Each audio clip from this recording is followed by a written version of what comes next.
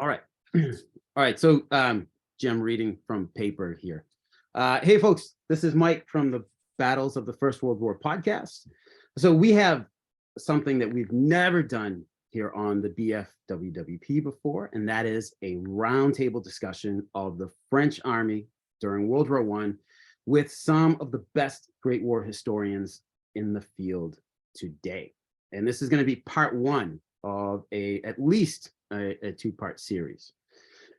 So with me this evening are Bart de Beer, who co-wrote a Dutch language Western Front guide for beginners with a friend, and another book in Dutch on the poppy and how it became the universal symbol it is today. We have Bryn Hammond, a professional museum curator, an experienced military historian of Britain in the First World War, and author of Cambrai 1917, the myth of the first great tank battle, which is actually up on the shelf right there. Bryn's blog, Van Franc, aims to, quote, awaken interest in the French experience of the First World War in an English-speaking audience, end quote. We have, returning to the podcast, Alex Lyons, the man who spends his free time telling us the story of his poilu great-grandfather on Twitter. We have Steve Marsden, a student and researcher of the 1914 Battle of the Frontiers and its effects. Jim Smithson, author of A Taste of Success, the First Battle of the Scarpe, the opening phase of the Battle of Arras, 9 through 14 April 1917, as well as two guidebooks on the Arras battlefields. And we have Dr. Rich Willis, author of the forthcoming Fighting for the Butcher, British Troops Fighting in General Mongean's 10th Army, July through August 1918. Right. Not joining us tonight, but hopefully at a future date for part two are Miss Christina Holstein and Mr. James Taub. And we hope to have their expertise with us next episode as well. But this episode, this discussion, this is the brainchild of Alex here, who was recently on the podcast to discuss the experiences of his great-grandfather, a French participant in the Great War. We have a great group here, and please forgive me for anything that may happen, as this is the first time that I have managed anything of this size and scale. So with that hearty beginning, we'll go ahead and we'll begin. So, gentlemen, welcome to the podcast, and I want to say again, thank you so much for taking time out of your evenings. For me, it's afternoon. For you guys, it's getting on into the evening, particularly for Bart. So I really appreciate it.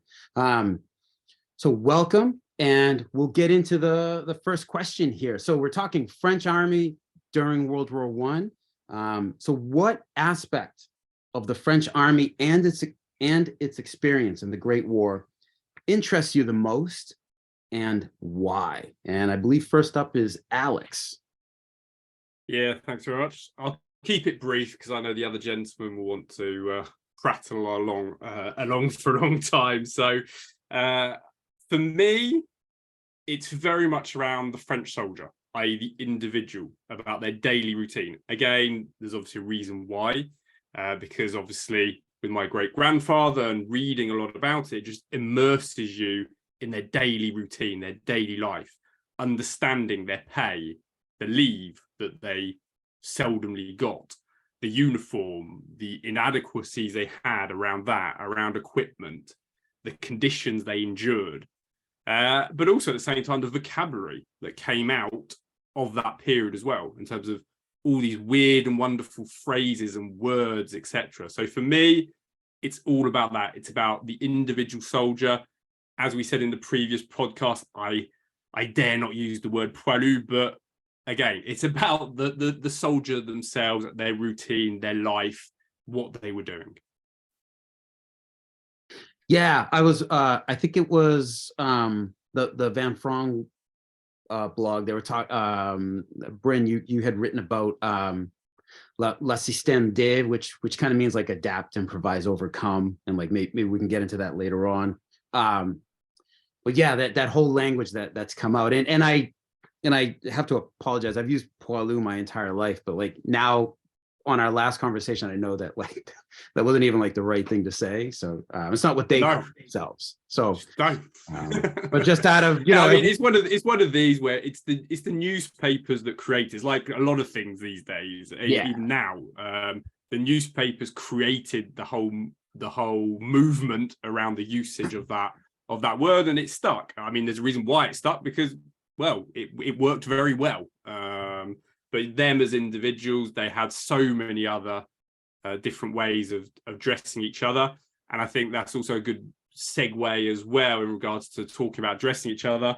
There's one person who would be definitely missing from this, which is obviously Dave O'Mara. And I think we lost Dave as a year ago, pretty much now. And he would have been able to obviously provide a huge amount to this conversation. And in his book, his 2 books on the Somme, he talks a lot about this. He talks a lot about the different names that soldiers used amongst themselves, etc. So again, hopefully we can do Dave a bit of justice with this as well. Definitely. Jim, your what aspect of the French army and its experience interests you the most, sir? I think a lot of it comes from the fact that I've been involved in doing lots of Great War things for too long now. But the work on the Northern Guide took me into the Artois battles and took me into where the French army was in 15. And it started making me think a lot about where the French army made mistakes and then started to learn from the mistakes. So as an educator, because I was a teacher, I started thinking about learning. And I realized that actually a lot of work that's been done on the British Army and how it developed through the war, there hasn't been the same sort of Anglo-centric literature on the development of the French Army. There is some out there, but not very much. And certainly there's not been a lot of work in the whole discussion over how much the British Army then failed to learn from the French Army, in exactly the same way that the American Army then came over from the States. And the Brits loved to have a go at the Americans for saying, oh, we know how to do it. But in 16, maybe the Brits were doing the same. We were saying, we know how to do all this. We're ignoring the French. And it's got me into all the research I did into the Artois battles took me deeper and deeper into the French army. And I realized how little I knew. And so that's really got me into that, but very much on a slightly higher level scale of that learning to fight as a country and how they learned to fight as an army and as a nation. And so that's got me at a bit higher level. So it's interesting with Andre, that sort of difference between the low level, the soldier, mine's at a slightly higher level at the whole of that sort of aspect of it. But yeah, that was my background.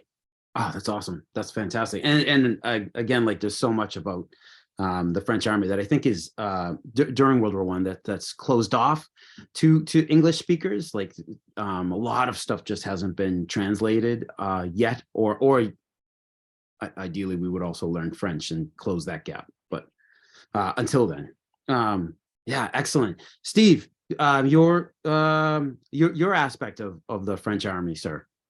Yeah, August 14. The reason being purely personal. I've always been interested in military history. Going back to the 1980s, I visited the Somme, Flanders, like a lot of people. But I've also been touring around. I've been to the Marne, Argonne, Verdun, even the Vosges in the 1980s. But my main interest then was the Second World War. My wife's a teacher, and she was doing a school trip early part of this century, 2005, 2006, something like that. And we wanted to do a piece on the Battle of the Ardennes, the Battle of the Bulge. And my wife is Belgian. She comes from the Ardennes, the Seine Valley. And I was trying to find an up-to-date book on the Battle of Ardennes. So when I was talking to the kids, it was the current thinking. And I came across a book, Battle of the Ardennes. I looked into it, read it, and I thought, well, actually, this is the wrong war. This is the First World War. And then I read a bit further on, and I thought, well, that's the village where my wife's from, and that's the next door village where Rossignol and all these battles. And I was, when you suddenly feel ashamed that you knew nothing about it. My in-laws had never told me anything like this. And from that day on, I made it my sort of mission to find out about it. This, you know, the first Battle of the Ardennes was a lot bloodier than the second Battle of the Ardennes, and it's a different part of the Ardennes. I mean, if you look at a modern map, the E411 autoroute, which runs from Brussels to Luxembourg, is quite handy because 44-45 is to the northeast of that. 14 is the southwest of that line. So it's easy to separate on a modern map where they are. And that's what got me first interested. I'm fortunate to be able to go to the area 4 or 5 times a year. So the last 20 years, I've got to know all the local historians and we visited places and so on. And got to know a tremendous amount, I think, about that particular battle, or those battles. There's a series of really 15 encounters in northern France and southern Belgium between French 3rd and 4th armies and German 5th and 4th armies. But that's the background to my interest. It's my being ashamed that I knew nothing about it 20 years ago. Yeah, that's fantastic. I mean, like there's so much stuff that a lot of people don't know. Like I was just telling my missus that like that we occupied Germany after World War I, and she had like no idea. I mean, and I don't think like a lot of people do, you know, that the French and Americans, the British as well. Yes. See, like even I'm like ignorant of that. So yeah, even the Belgians. Really? Oh, like in the Saar region or Saar was where the French occupied it. Okay. Saar, yeah. Oh wow. See, like again, exposing another gap here. So yeah, to find out like that there's a whole world of you know history waiting for you there. Bryn, your aspect of the French army, sir? So it's basically everything. I know that's a bit of a cop-out answer in one way, but the whole thing fascinates me. I need to declare, you know, that I've been studying the British Army in the First World War for 30 plus years, and I was stale. I'd heard it. I didn't know it all, but I'd heard a lot of it before. It kept feeling like I was revisiting stuff that, you know, people were turning up new discoveries. I was thinking, well, this isn't new to me, but it's not interesting me. It's not firing me up. And there is an element where, yeah, the global pandemic played a part. We were all in a situation whereby you needed to stoke your interest. You needed to find things that fired you up. Language was one thing. And I read one book, which I'll refer to later on, about French army in the First World War, and I was smitten. I was taken straight away, and it really, I rediscovered my love with the history of the First World War, and from that point onwards, it's interesting. You know, I could consider myself really knowledgeable to an academic level about the British Army in the First World War. About the French army, I'm a beginner. I'm a novice. I know less than probably most of the people in this meeting, because they all have, you know, specific knowledge about specific aspects, and I'm learning generally about the whole thing, and I'm loving it. You know, I'm just loving it. It's the enthusiasm that I feel for it now is just wonderful. That's so awesome. That's super cool. Bart, sir, your take on the French army? I follow Bryn's way of thinking, really. For me, it's very simple. Whatever the French army did, what it has done, why it did that will get my attention. Whether it's the trucks, the fact that the French have the most motorized army on the Western Front, or as Alex said, the daily grievances of poilus, French soldiers with their equipment, plans that weren't working, why weren't they working, whatever. I'm very thoroughly interested. And it started with the realization that when I was studying first Ypres, the realization that without the French, I think Ypres would have been lost. So from the very first, let's say, serious moment when money times has arrived, the role of the French has been essential in the First World War. So that triggered me to get to know more. And also reading some first-person perspective material like Bartas, for instance, that really got me going. And the book that Bryn was referring to got me going as well. Awesome. Awesome. And last but by no means least, Rich. Yeah, so I guess a bit like the rest of the group, a lot of it really interests me in different aspects of the French involvement in the war. You know, they were the senior partner for the entire war to all intents and purposes, but certainly by British historians, they don't get a lot of coverage, partly because of the language issue, which most of us probably suffer from if we don't speak French or read French.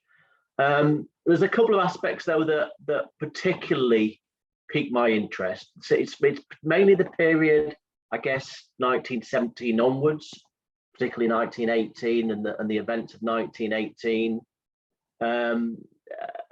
and also the sort of, you know, at a specific level, looking at the generals and the generals and the politicians and how they interact with each other, and frankly how much most of them just detested each other.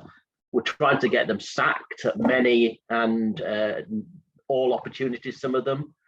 And just the sort of, you know, it seemed at times it was quite chaotic. At other times it was very calm. And just, you know, the whole of that period from the disastrous Nivelle offensive, which nearly lost the French the war. It was probably the closest they came in a way to defeat after 1914. In 1918, they never really came that close to defeat, even though the British seemed to think they were. Yeah, so that, no, particularly, as I say, the commanders, the senior commanders, they're the ones that I have a particular interest in. Pétain being a notable one, and I'm sure you might disagree or might agree.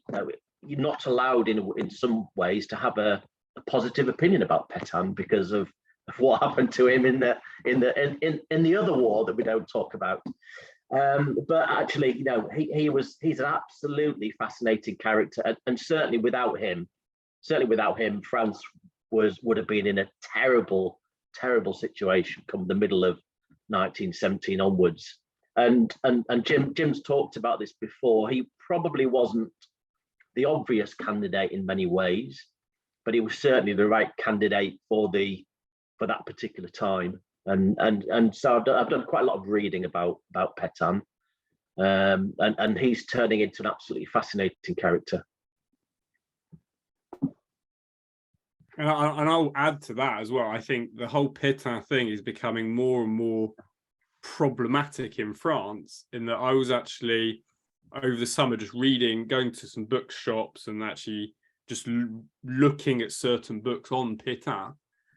And those books, some of them are 400 pages long, some of them are 500. What is given to his First World War is about 50 pages. It's kind of it's if you take the Joseph Stalin element of airbrushing history, there's an element going on of airbrushing Pétain's First World War, but that's all that we know what happened afterwards. But it also means we're getting a warped vision of the First World War in that sense, because people are forgetting what an important individual he was. He saved France twice. If you want to kind of look at it in two ways, you have obviously Verdun, and then you have 1917, where he's crucial in those two kind of turning points. But you read books these days, they care more about what happens further along. They kind of forget what he does at the start. And again, history should be looking at facts, not kind of pandering to what people want to hear. We need to stick to the facts. And the problem is that, yeah, unfortunately, it's like something like Pétain, his role is being diminished in that sense. And he should have, you know, it's slightly unfortunate in a way. He should have died in the 20s or 30s in a way. Yeah. You know, yeah. In that case, every town square, you know, every little village would have had a Rue de Pétain. Yep.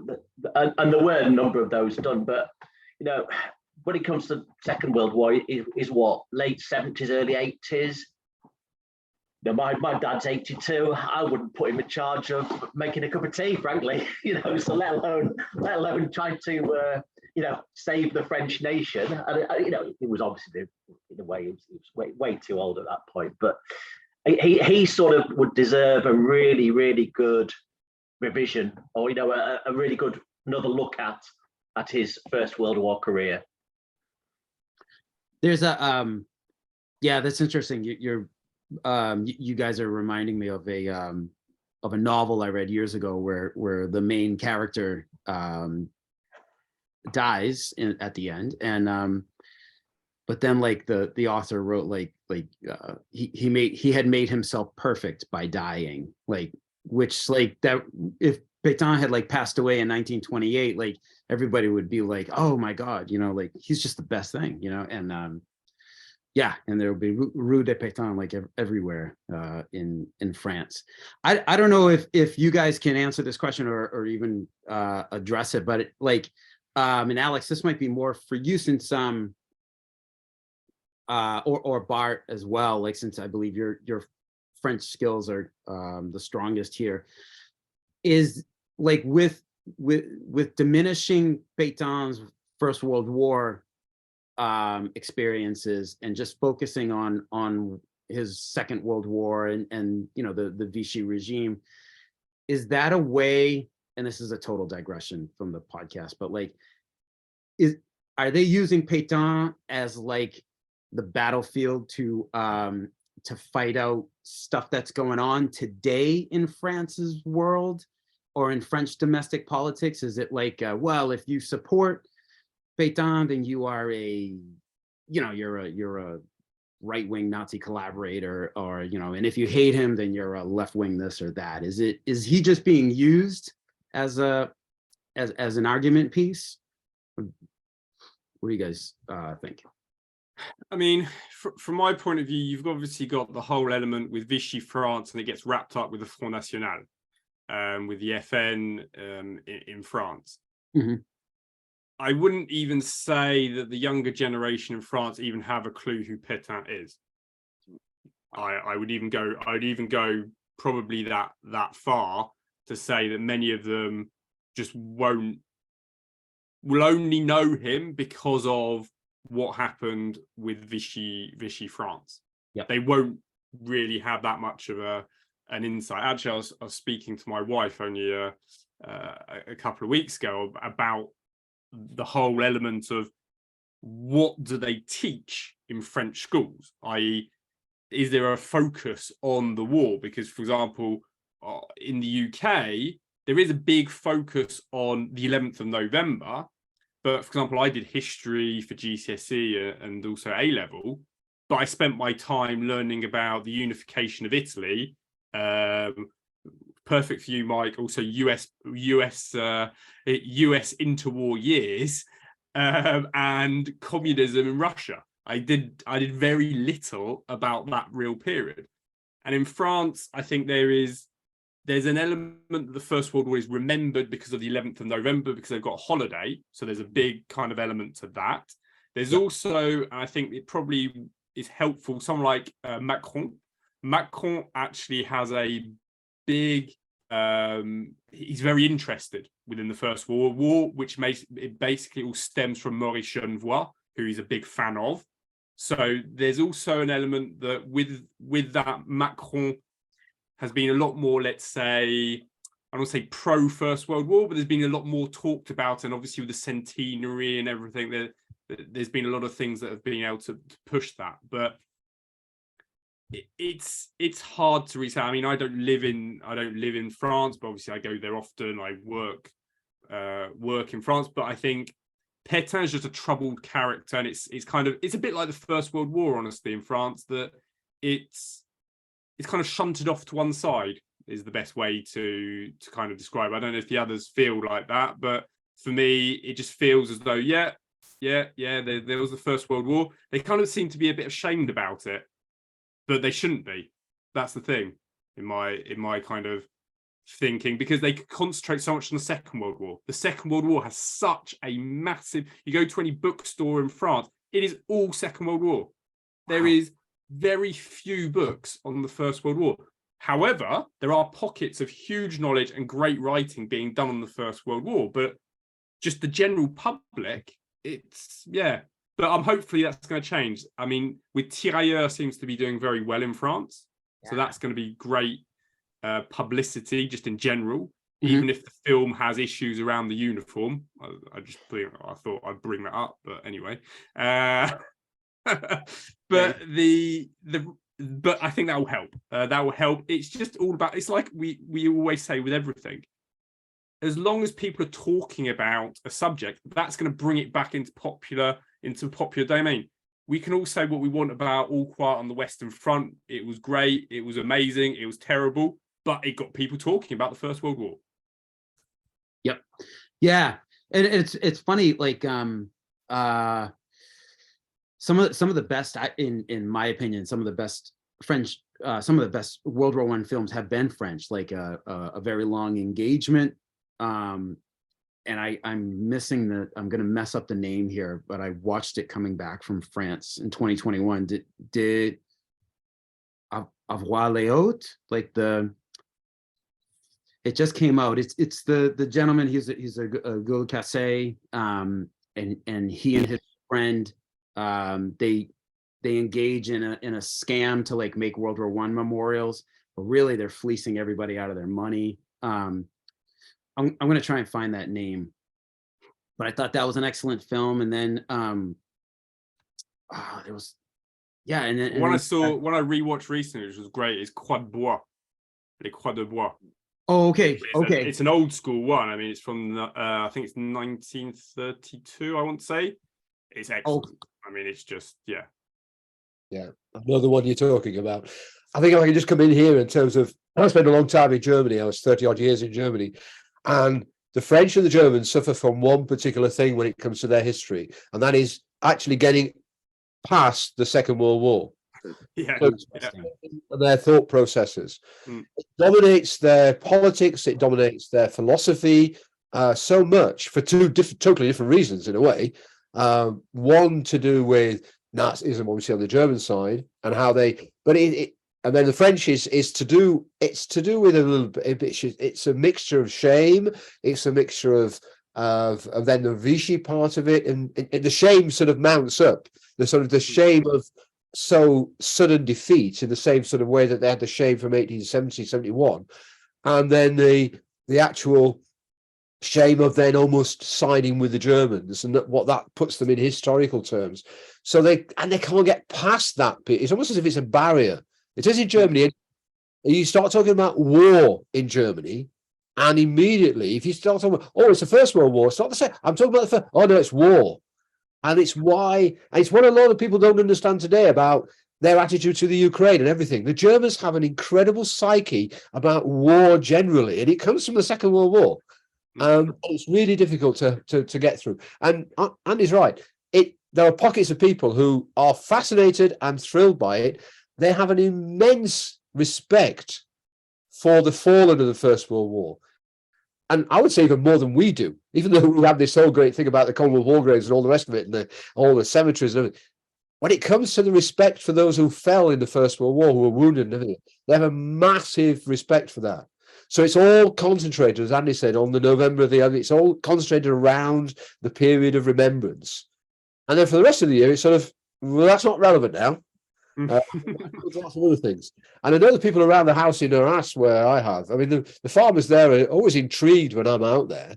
And they always talk to me about the fact that, why are you doing this? What are you looking at these for? What's all this about? What happened here?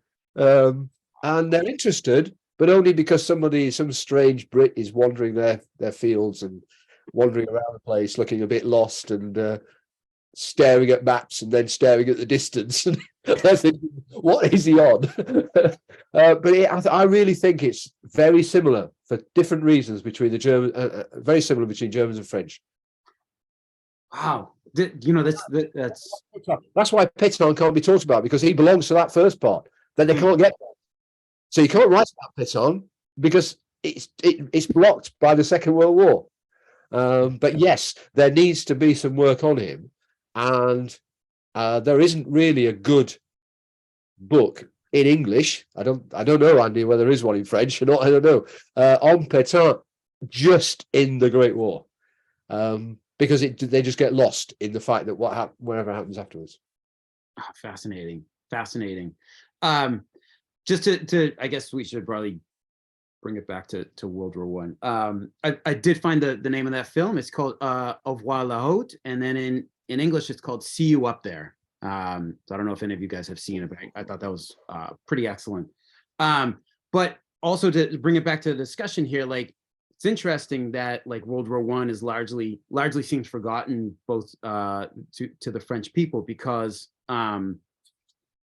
one thing that always grabbed me very early on, like even as a teenager, was the French army, like how they just took these incredible losses, this incredible price that they paid, and performed like well, like they were a damn fine army. Not in not perfect in any way, but of course, but the fact that they made it through those 4 years and made it to victory ultimately, like that's pretty amazing. So I wanted to hopefully use that as a bumpy way to get into the next question here, which is what is the first thing that comes to mind for you gentlemen when you think of World War One and the French army? And we'll go back to Alex here. Well, it's kind of a good segue, because what I was going to say in terms of the first thing that always comes to mind for me is just the losses. And when I say losses, it's from a humanitarian point of view, but from a human individual, but also from the physical side as well. Because, I mean, I still remember taking car journeys with my parents going from north of London down to, for example, Paris. And when you drive down the motorway, you see kind of all the different signposts. So you've got your signpost going off to Vimy, Notre Dame de la Lorette, and you can also see cemeteries as well. And now even when you take Eurostar, you can zoom through the countryside if you want. You can just spot cemeteries one by one as you're kind of zooming through that flat countryside. And it's one of those things where when you start thinking about it, when you start looking at the numbers, I mean, that is what I find scary and shocking, because the French nation, in terms of the population, was 40 million. So 40 million in 1914. While you hit the end of the war, they've lost 1.4, just shy of 1.4 million. And that's not casualties, these are dead. So these are huge numbers that you're dealing with. You then add on to that around 3 million wounded as well. I mean, these are massive numbers that any country is going to struggle to recover from, especially with a 40 million population. You talk about lost generation. Well, it's more than a lost generation. It's a couple of generations. And then you add on to that, for example, I was just reading recently, there was about 60,000 who were amputated as well. So again, these are just people then who have been scarred by the war. And then you talk about scarring of the war, the landscape that got scarred as well. You think about, for example, the moonscapes that you've got. We go to just somewhere like Verdun and you see what it did to the landscape. And then you think, for example, just in northern France, there's around 300,000 houses destroyed. I mean, all of that has to be repaired. People are having to be relocated. You also think about then just the villages that were destroyed and the towns. I mean, I think it's quite hard to quantify actually the number of towns or villages that were destroyed, because so many of them got rebuilt. I mean, someone like, for example, Vauquois, you kind of go, well, that was a destroyed village because they blew the whole thing up. But because they then moved the village just down the hill, it doesn't count really as a destroyed village, could just be relocated. So yeah, for me, it's very much that. It's the loss. It's the loss of life. It's the physical loss in terms of the landscape. And just, yeah, also just for their citizens as well, in terms of how it moved, just masses of population as well. Yeah, absolutely. Absolutely. Steve, your thoughts when you think of World War I and the French army? Yeah, generally the fact that they fought from the English Channel down to the Swiss border, the entire front, the French were there at some time during the war fighting, and that's what gets me, the sheer scale of their effort along the whole entire Western Front. That's more of a general point. The specific point, the fact that I can, when I go to my in-laws in Belgium, I can walk, it's about 4 miles away to Rossenal there, and one division, which is about 15,000 men, the 3rd Colonial Division, lost 11,000 people, 11,000 men in a single day, or combat. That's casualties, prisoner of war, and killed. And those sheer numbers gets me, and the fact that it's such a beautiful place now, you just wouldn't think that carnage took place. Linked onto that, my beau-père is originally from Aix, which is where the 7th Division fought on the 22nd of August. And there's a lot of civilians killed there, and it's one of the few places of the battle frontiers where it has been commemorated regularly on the 22nd of August, because both the Belgians commemorate it and the French come across and do the same. And the sheer numbers again there, it wasn't quite as bad as the Colonial Corps, but the divisions there were losing something like 50-60% casualties of the regiment, the frontline regiments, the 103rd and 104th.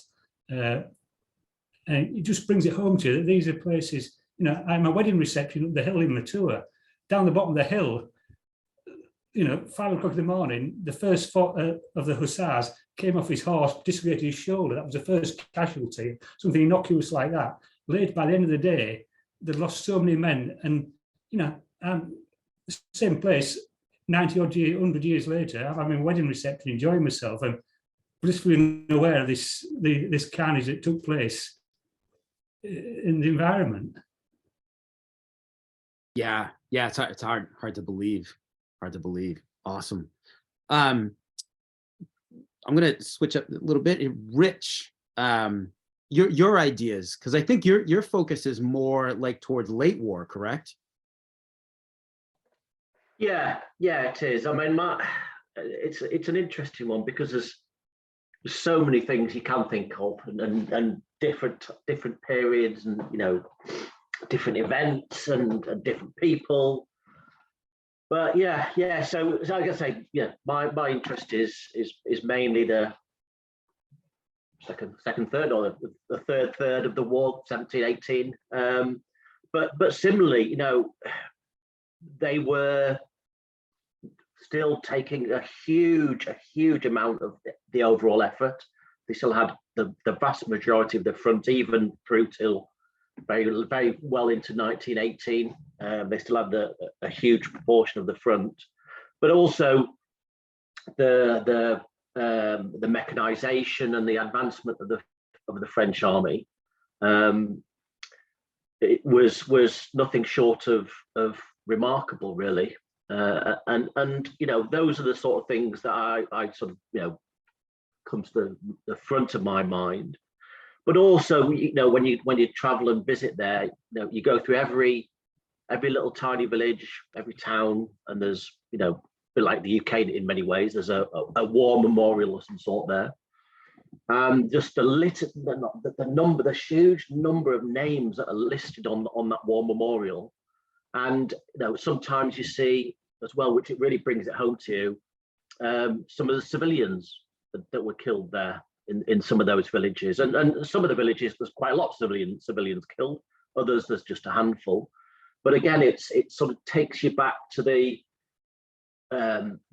battles were happening on French and Belgian soil, and of course, obviously across to Italy and other places as well. But, you know, these were people who were fighting for their homeland, both the French and the Belgians, and trying to understand what these people must have been feeling like, trying to protect their homeland, and a lot of the industrial northeast had been lost to the Germans, and so for them it was very, very, very personal, because it was about their homeland. Whereas if you were British or Americans or Australians or wherever, you're fighting effectively a foreign war. So it doesn't have the same, in some ways, it doesn't have the same resonance that it would if you were fighting to defend your own country. So, and we talked about it earlier a little bit.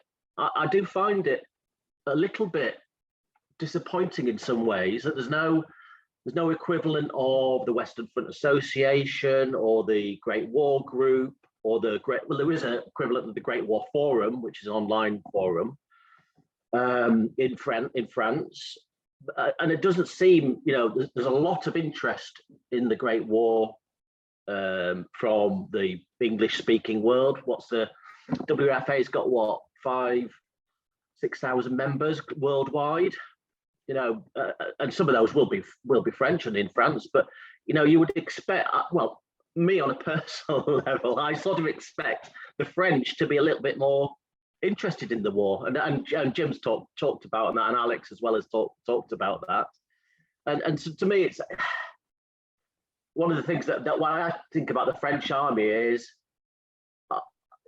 what gets me going is, as well as that need to keep their memory alive, on behalf of the French nation, and that to me is one of the really interesting. I haven't got any relations who are French or Belgian for that matter, but still it feels like it's my war in a way, and it's important that we do share what we know and keep learning about this, particularly the French side, because it's absolutely fascinating. Steve talked about it, and Bryn's talked about it as well, that the developments that have gone on, and we're all learning every day, huge amounts learning every day.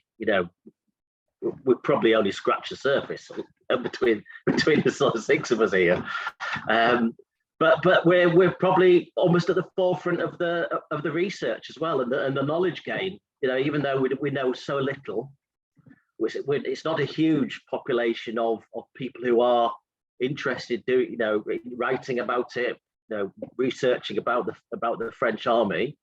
And if we can get more people interested in it, that would be absolutely fantastic as well. So the more power to us, the better. Awesome. Yeah, absolutely. Jim, your thoughts? Yeah, I mean, I said earlier on, I was brought in by thinking about how the French army actually reacted, and to sort of follow the trend of what Andy was saying and so on. How did they actually survive, which they didn't do in 40? How did they survive 14? And basically, how did they then rebuild themselves? Because if you think about the disasters of 14, for most nations, that would have almost been it. The whole nation could have they've lost a large amount of their land, they've lost their industrial capability, they've lost their coal fields, and their government run away. Basically, they leave Paris, they go run off, and it smacks of, if you go back to the Napoleonic times and the German French wars of the 1870s, it goes back to the time when the French could very easily have just said, okay, we've lost this one. What do you want, Germany? We'll just roll over. And they didn't roll over. And not only did they not roll over in terms of the Marne and so on, First Marne, but they also then came back to create a fighting force, which is what Rich talked about, by developing the technology and the munitions and the industrial. They rebuilt their industries. They did everything to kick the bottle out of France, basically, and they never lost that. And that's, for me, is that, and that, looking at it from the academic point of view, it's the sort of the learning, the actual process of learning, and how do we fight this war and how do we move this war on. But behind that is the emotional side. of keeping going. And it is immense. People talk a lot about 17 and all the sort of the disobedience in 17, but that was really just a sort of, we're a bit fed up with the way you're dealing with us here. We don't not want to fight. We just want it to be dealt with a bit differently.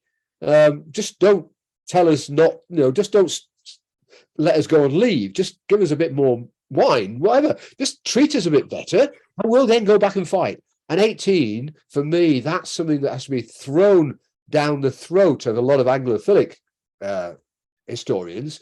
18 is all about the French actually rising almost like a phoenix, because in 18 they rise like a phoenix in the summer of 18, and they saved the British. As far as I'm concerned, they saved the British. The British army would have died. They would have gone. If the French had been as bad as Haig continually said they were, he would have been back in Britain by around June 18. And the whole of the British army would have been back in Britain, or what could escape would have been back in Britain. April, it would have been.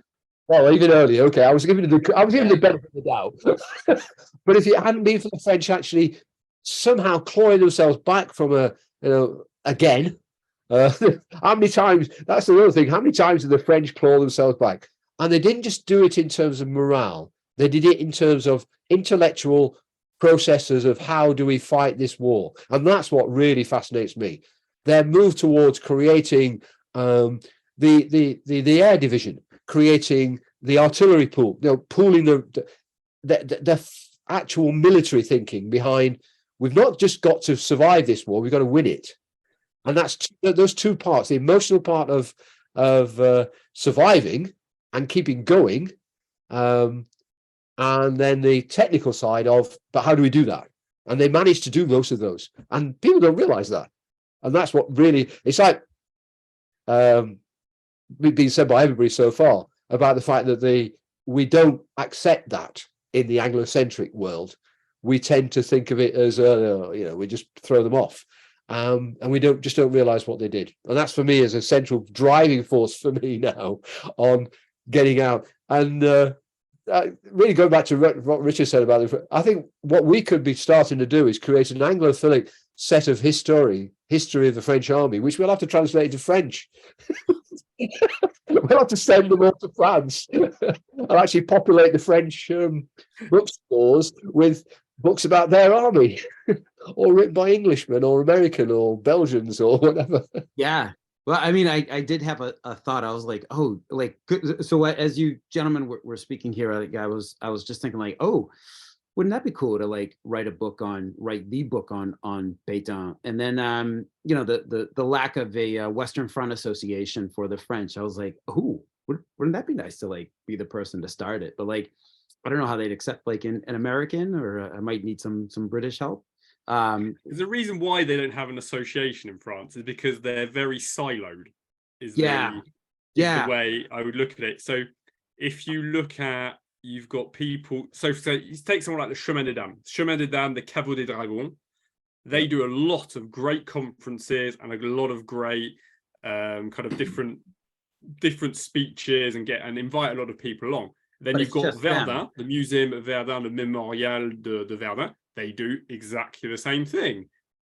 All across France, all along the line, you've got these siloed areas where they are doing great work. They are bringing in, they're having the conferences, they're having speakers coming, but they're not joined up, if you see what I mean. They don't have that overarching umbrella to go, right, this is the French Association. No, it's all fragmented.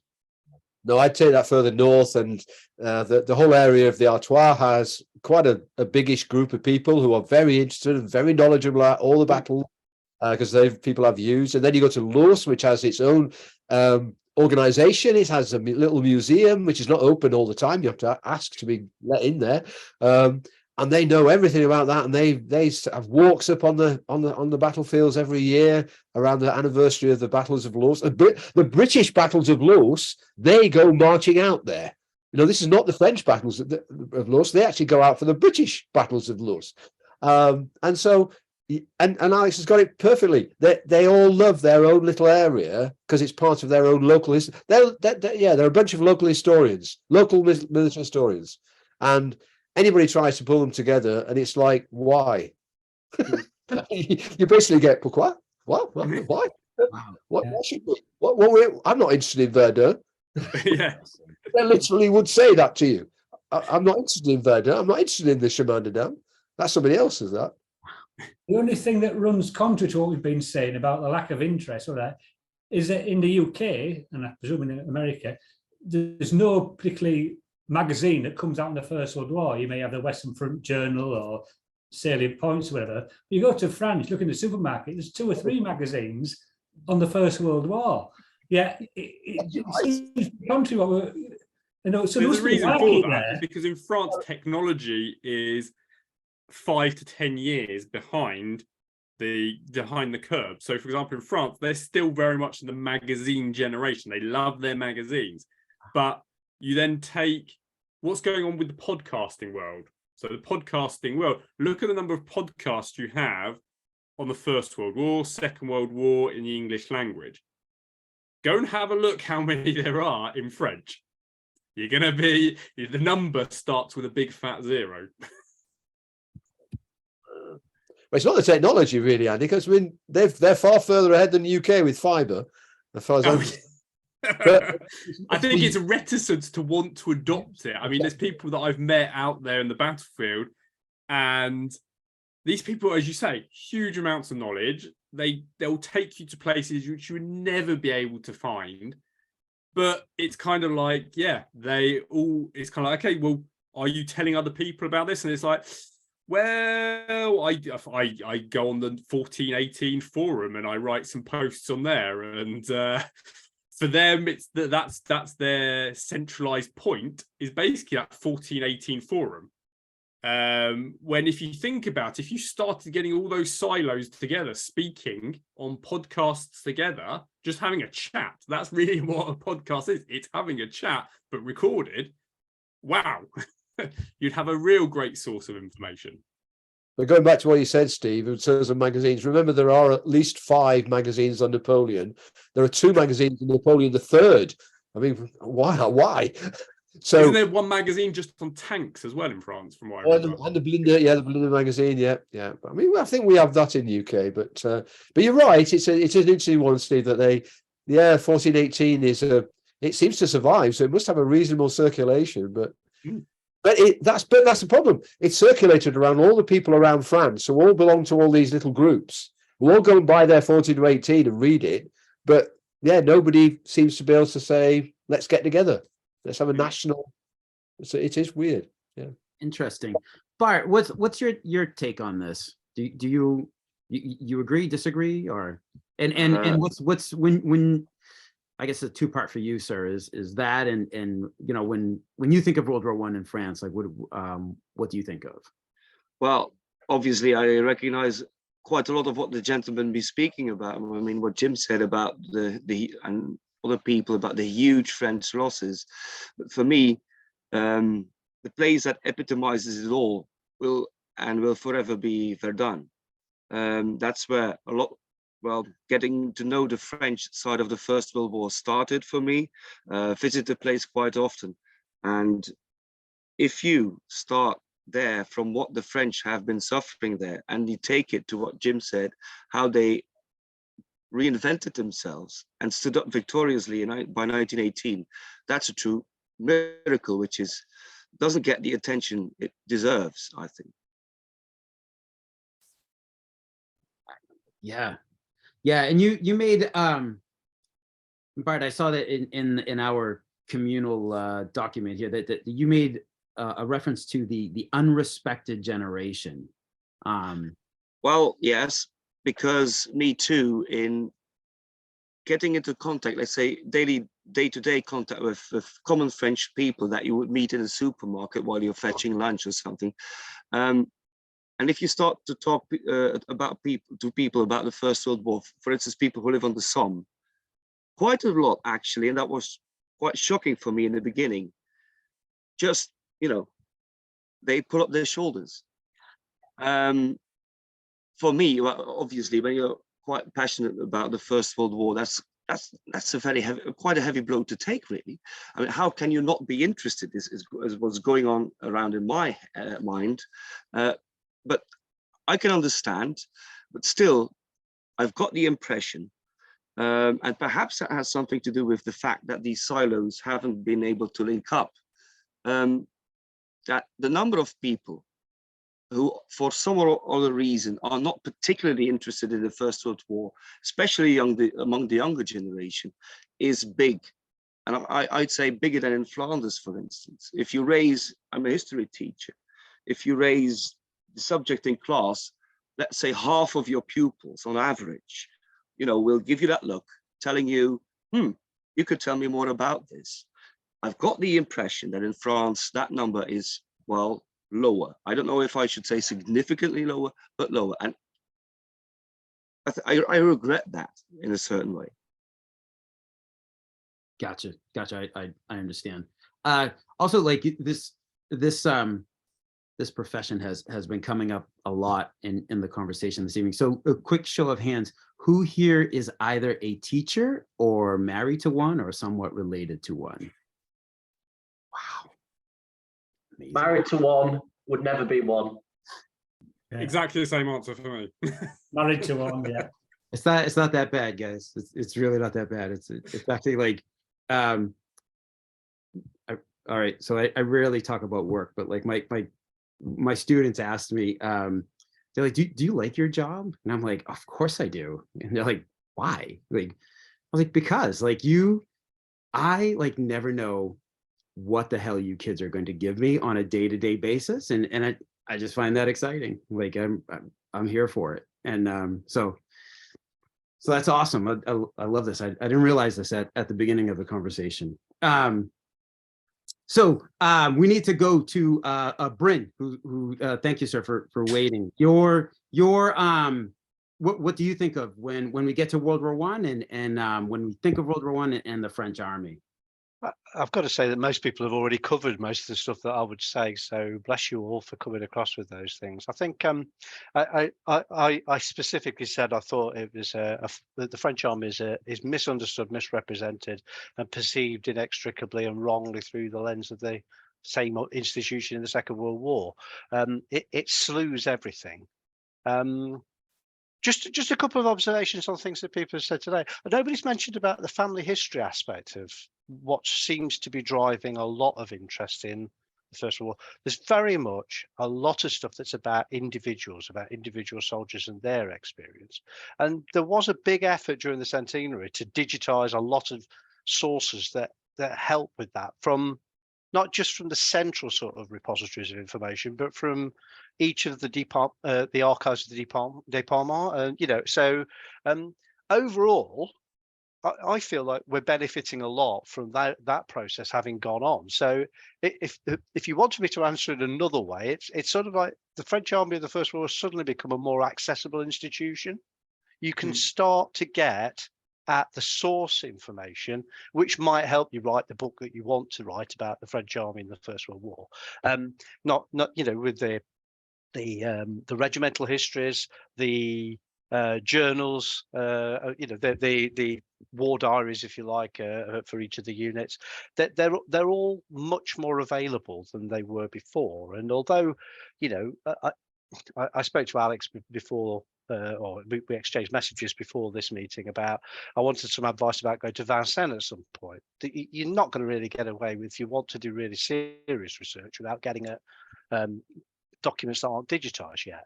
But there is so much more that is available, and the internet is offering a lot of options around this, not only in terms of access to those things, but as I am not a great speaker of French but learning all the time, there are tools to help you understand what's been written in French. So you go straight to Google Translate, you accept it's not going to be particularly accurate, but it points you towards a good idea of what is in that document, and then you buy common sense and your knowledge of military institutions, and that helps you understand just how much the French army in the First World War was a learning institution. It was a changing institution. It was driving a lot of doctrinal change in the Allied armies. It was where the ideas were coming from in many ways, because you've got such a broad breadth of experience going on, of fighting in different conditions against new innovations by the enemy, that's getting fed back. And it's where you know, to be honest, some of the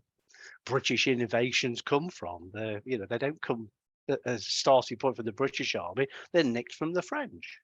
It's as simple as that. And you know, the Americans had the same experience, learning very quickly from the French about what the war is really about, not what they imagined it would be, but what it's really about. It's the key to the Allied effort, I think, on the Western Front. Awesome. So with France being and the French army being the key to understanding the war and everything, what is the most underestimated object, person, or battle in the French army? And we're gonna go to Alex here.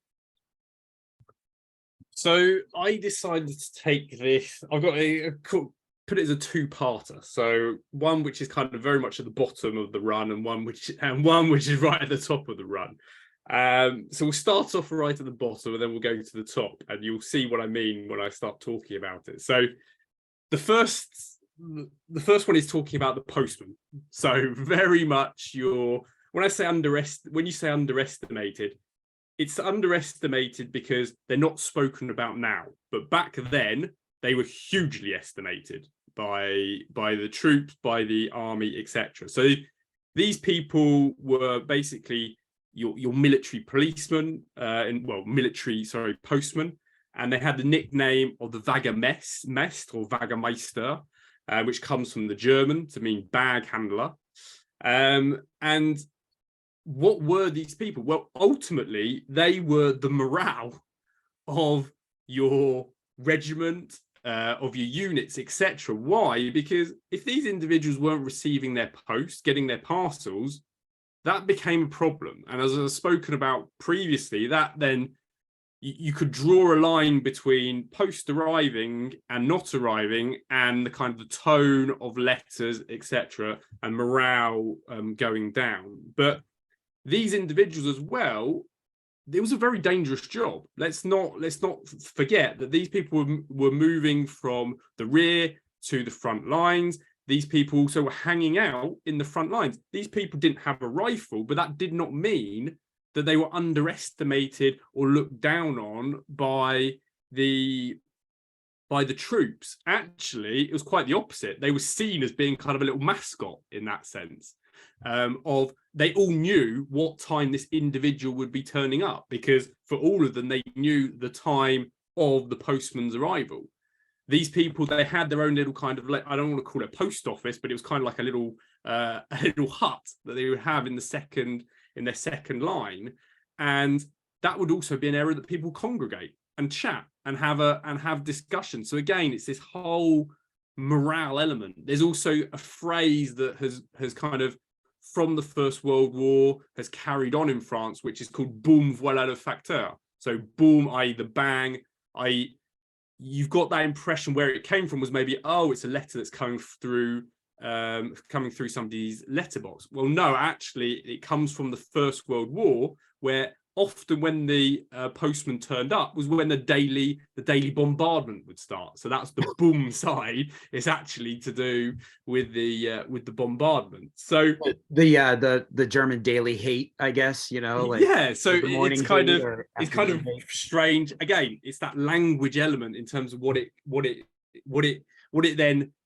how it's transformed itself, and how kind of people have forgotten how those phrases actually first were started. But to give an idea how these people were actually highly estimated by their troops and just in general, is they actually had their own patron saint called Saint Désir. And the catchphrase of Saint Désir was, make sure there's always something for me. I.e., basically, for you, the soldiers, make sure there's always a parcel, a letter, whatever, for me to take home to your loved ones, etc. So in summary, for these guys, it's kind of like, it's number one, it's hard to know how many actually there physically were, or how many died in service, because actually a lot of them, they didn't actually physically have written on their service record that they were a postman, etc. So it's actually very hard to know actually the numbers in regards to it. But it's one of these where it's kind of ironic that they've kind of been forgotten about now, when if you read letters, you read diaries, etc., these people are constantly mentioned. It's like it's the bread and butter of each soldier. They mention them daily, knowing when they're arriving, etc., etc. So again, for me, they're underestimated. Back then they weren't, but they've kind of been forgotten individuals. And then you can also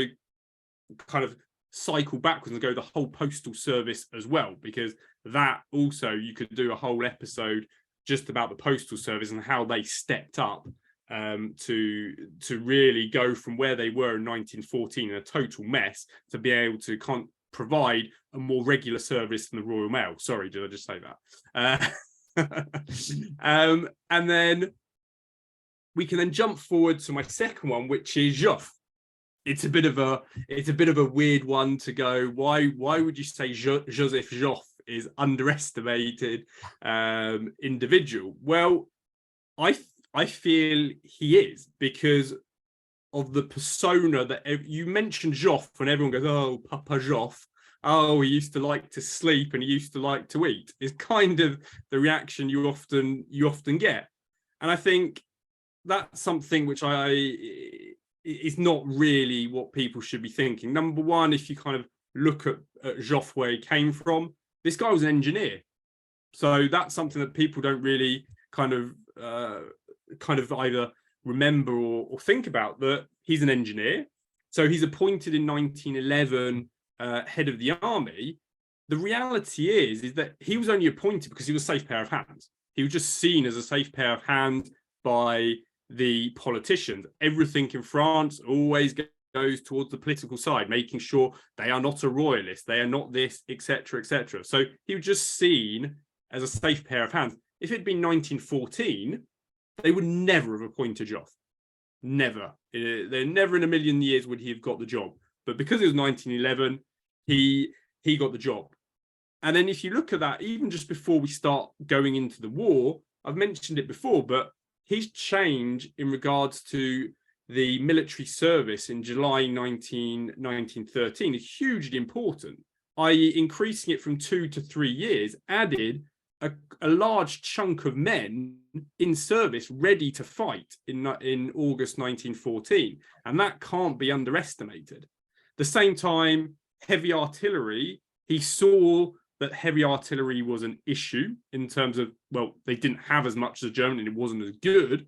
So he wanted to kind of force that program to kind of be, to let's say, move it from that prototype phase to actually being used in the army. The problem again, and again, often with Joffre, he hit the political issues in terms of the politicians kept on meddling with whatever he was doing. You had also the other element with Joffre as well. He started up tank programs, etc. So this is not somebody who was just sitting there eating and sleeping. He knew what he was doing. But also at the same time, this whole Papa Joffre thing is, yes, okay, but the guy was ruthless. The guy was pretty ruthless. He was, before the war started, he was bit by bit reshaping the army, putting commanders in place that he wanted. But he very quickly saw in August 1914, a lot of his generals that he had were just pen pushers, or as he liked to call them, peacetime generals.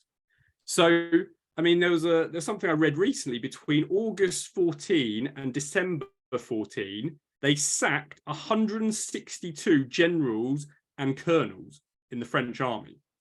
I mean, that's not somebody who is not reacting to the situation or the issues put in front of him. Again, you can argue that some of them, they shouldn't have been sacked. But then when you look at people like, I think it was General Sauret, who went missing for 24 hours. And then when they found him again, he didn't even know where his army was. I mean, people like that, you know that you need to be showing them the door.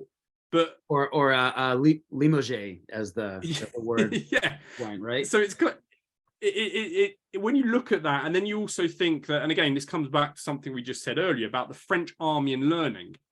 2 weeks into the war, the French army in terms of from GQG, so the French HQ, 2 weeks in, they were already sending around to all of their commanders what they'd learned, all the learnings that had happened in terms of all the things that had gone wrong, what they should stop doing, and what they needed to improve on. And that was just after 2 weeks, sending that. So again, showing that they're being obviously rather proactive. Again, yes, you can always say that with Joffre, there was things that he got wrong. I mean, he could have, for example, put the steel helmets in earlier. He had the opportunity to do that a lot earlier than when they did. He famously said that what's the point in having a helmet, because the war won't last long enough for the use of them.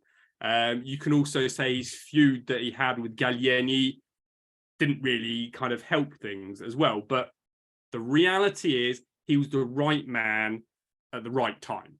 And I don't think anyone would really question that, especially after what happened in 1914 on the Marne.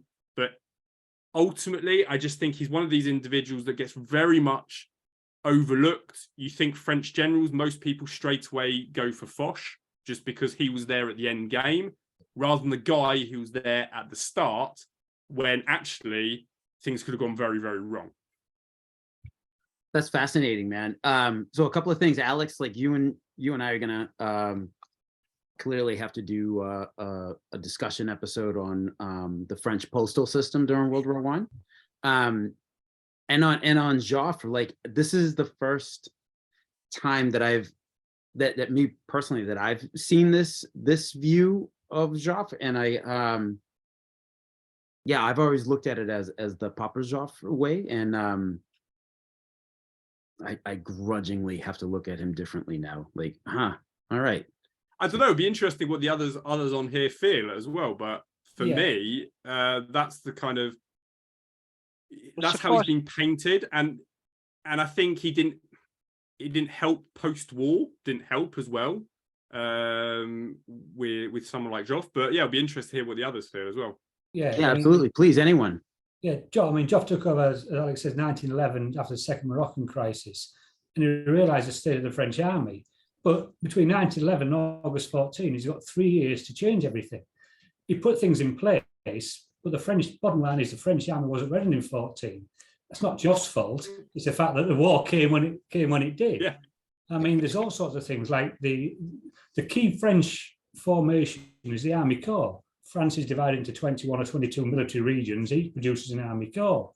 The French only had, prior to Joffre coming in place, 2 training areas that were corps size. So the principal formations couldn't get trained. I mean, he proposed that every corps had its own training area, and they could train regularly to be up to speed. The politicians who control the purse strings, and you've got to remember that the politicians and the army from the start of the century was in a bad way, driven by internal strife, the Dreyfus affair, anti-clericalism, Masonic influences. The politicians didn't really take notice of them. There's no one to fight the corner until Joffre came along, really, and started shaking a few heads together.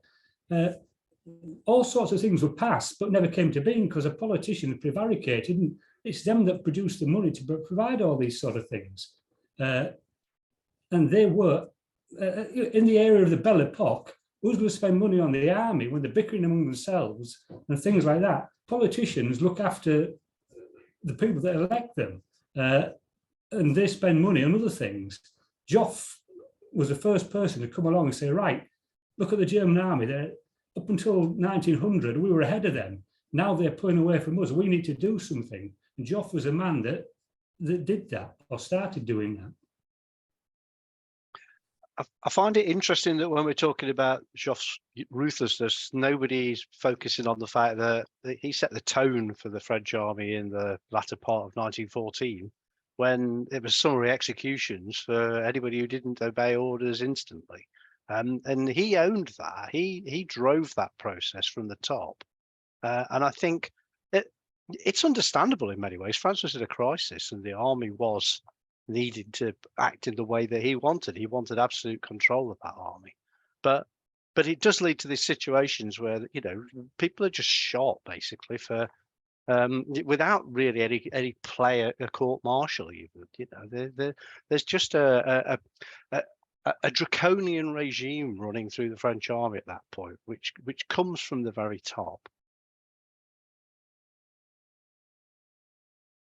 Just coming in on that one in terms of how that was in a way stopped, because that was, I know in another question I talk about Poincaré not being a particularly person who's not thought of much about being in the war, even though he's French president for the whole war. But he was the one who actually stepped in and said, I will have the final say on executions.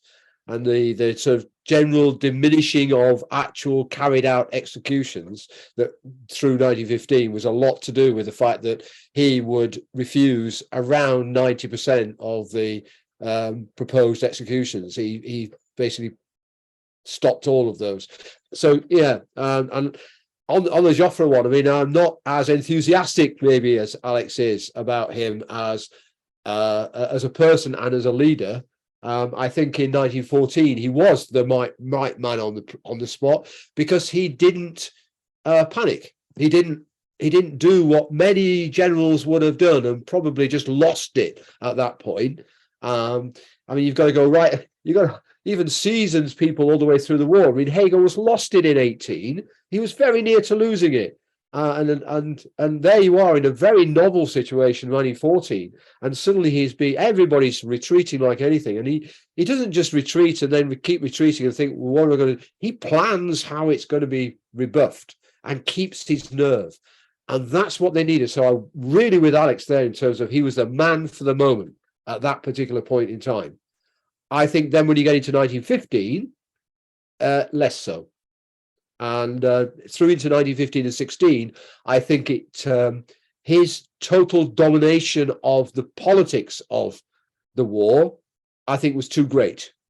And I think at that point, things, we could go on a long time discussing that one. But I think at that point, that's when the French, in a sense, political level wasn't strong enough to say at some point a little bit further down the line, I don't think he's really now the man for the role. But where it would have gone from there is another question. But that's a totally different question. But he certainly is far too maligned as a person and as a leader, because as a leader he is amongst the great. And for me, that's all to do with 14, and that because he showed himself an absolutely great leader with First Marne. You can't deny that.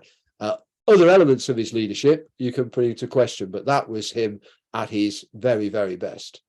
And he deserved his accolade of being in the because when it came to the victory procession in 1919, the Arc de Triomphe and all the rest of it, he was there alongside Foch, and I think that was quite correct. Interesting. It'd be interesting to ask everybody if they can think of another general who had the fate of his nation in his hands and solely owned that during the course of the First World War. I'm looking at Bart, and is there a Belgian general who the king fall in that category? I mean, certainly, you know, if you're fighting overseas in the British army, it's not an issue. Same with Pershing for the Americans. But when it comes to fighting on your own soil, sorry, Bart, you were going to say something.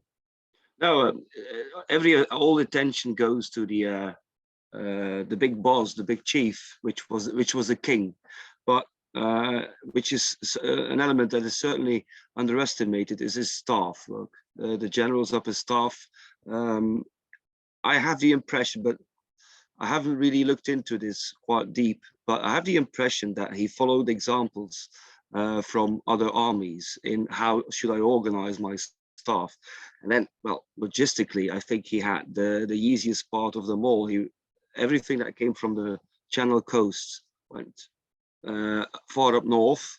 So as long as material for the British and the Ypres salient arrived, that meant that the Belgian stuff would arrive as well. So yeah, he did. But it's interesting to see how they copied, well, good practice from other armies. And curiously, I had a similar experience once visiting an excavation site on the Yser front, the southern Yser front. What was being excavated was a line of bunkers, a second defense line. And the archaeologists themselves were surprised to see that the Belgian engineers clearly took over things that worked from other armies. I clearly remember an archaeologist pointing at stuff saying, look, this is something that was copied from the French. And if you look over there, then you could clearly see something copied from the British. So I think guys, Belgians are smart. Awesome. Bart, while we've got you here, what's your what is your most underestimated object, person, or battle in the French army, sir? Well, I have the honor of being an acquaintance of Mr. Rob Thompson. So to me, logistics. If you see how many men needing how much material was transported successfully in 1918 by the French army to deliver the blows that the coalition warfare asked them to deliver, well, I think that was, in my opinion, one of the most amazing things they've realized in the First World War. Wow. All right. All right. So I think from here, talking about what Bart just talked about, I think we should jump to Jim, because your idea, if I may, was that French manufacturing did it. Yeah, I mean, I was going to say, whenever I was on, I was going to say, it's following on from Bart at the other end of the process. The logistics got the stuff to the front and got the stuff actually supplied and so on, but it has to be created. The shells have to be created, the guns and the artillery has to be created. And you've got to remember that France have lost large chunks of their land, and the land they lost was their manufacturing base and their coal mining base. So the two things they had to sort out was, A, we've got to manufacture almost bringing in the wrong war in a sense, the way the Russians had to move all their factories back to the east. They had to sort of rebuild their manufacturing capability. At the same time, also organize getting coal in, which a lot of it had to be imported.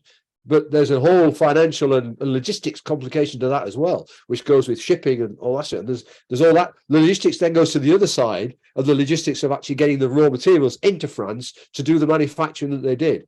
But their manufacturing process in the First World War was amazing. They had 164 motorized vehicles at the beginning of the war. They had 98,000 by the end. They basically had motorized the vast amount of their artillery. The British hadn't. The main reason that they did that is that they ran out of horses. It was more of a need than anything else. But eventually, with the French army, it was all being run on petrol. As far as they were concerned, petrol was the thing to do. They had over 2,500 Renault tanks at the end of the war, by the end of the war. And that's within, the first ones only appeared in around, March or so, February, March 18, 2,500 tanks by the end. Light tanks, simple tanks, but they did the job that they recognized it was necessary.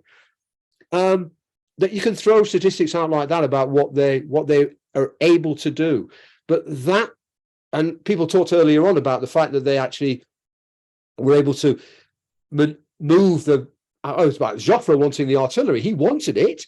It had to be created so that the 3,000 or so short At-155s have to be, heavy guns had to be created, which were created by the end of the war. They built, I've got the numbers down here to remind me.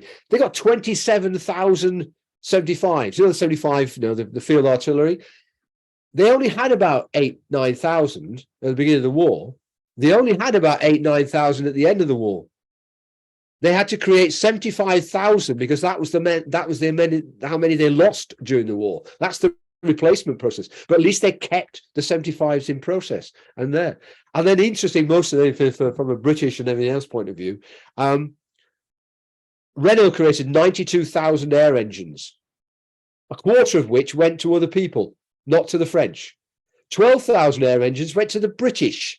The British were actually using French air engines in their aircraft because they weren't producing enough, because the French produced it for them. I mean, from an industrialized nation like the British to actually accept that they're actually having things from the French was quite something. And then finally, the Americans. The Americans arrived, but to get the men over to France, it was a matter of, well, we'll bring all the men, but we won't bring anything else. So whose rifles and whose artillery and whose aircraft do they use all the way through in 18? French. The vast majority of the aircraft they flew were French. The vast majority of any vehicle, the tanks were all French Renaults. The artillery was mostly French, nearly all French. They supplied with almost everything that the Americans needed that they couldn't carry on board themselves as a man when they arrived here. So for me, that is something that I think it goes along with the logistics. They're the two areas that everybody forgets about when they're talking about manpower. We talk about Andy talked about the fact that the French manpower and how they managed to do it with just 40 million, have that army. But they didn't only have those millions of people in the army, they had millions of men and women, obviously, actually creating and manufacturing. That they really were a nation that full-bodied went into the war. And they were very much, it was a total war for them from 15 onwards, in the way that they talk about it in the Second World War, total war, in the fact that the whole of the nation were basically working towards some form of victory. And that for me is something that's, it's not, like logistics, it's pushed to one side. Oh yeah, they got tanks, they got guns, they got things, but actually looking at where all that came from and the decision making on a political level to make that happen and the will of the nation to make it happen is something that I think is remarkable.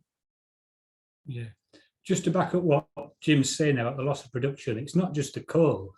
In the Longwy Basin, that provided 85% of French iron ore production, and they lost that by the end of August. Not only they lost it, the Germans in effect had gained it, because Germany was self-sufficient in coal production, but what it lacked was iron ore. It only had 50% of its own iron ore production. That switched the balance. And the fact that the French could get around that and produce all these things that use metal and is absolutely amazing. We have a shell shortage in the UK, and we've not been invaded or lost any of our iron ore production, yet we can't keep it. The French managed to circumvent that and get around it. It's the great feat of the First World War. I agree with you on that. Well, look at the production on the Adrian-helmeted. Look at that. That was only kind of started production right at the end of May, and by December they had 3 million. I mean, and how many were the Brits doing of the old Brody helmet? Was it like it was a very small number a month during that period? Trouble is now Renault find it difficult to create a few cars every month. But anyway, God. Jim, thank you. Like oh my God, like there's so much going on in this talk right here. Like I'm not good on the spot. Like so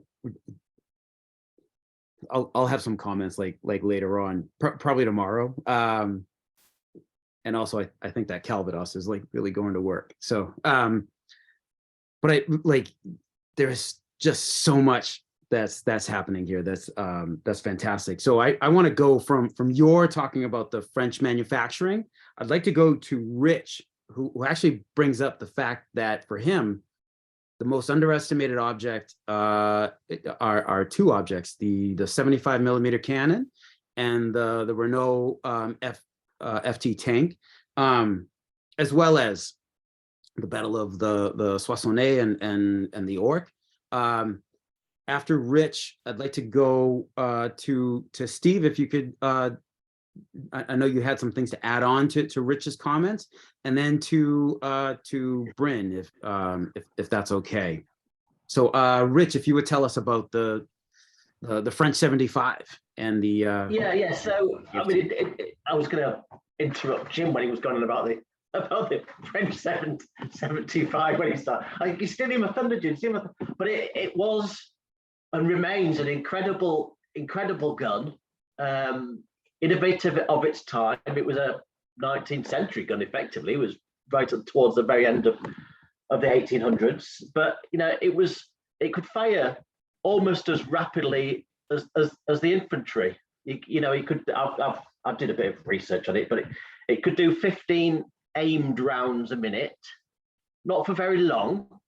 It could do up to 30, it says, up to 30. Whether this was ever done or not, I'm not sure. It said it could do up to 30 over a very short period. But I'm guessing the barrel would overheat pretty rapidly.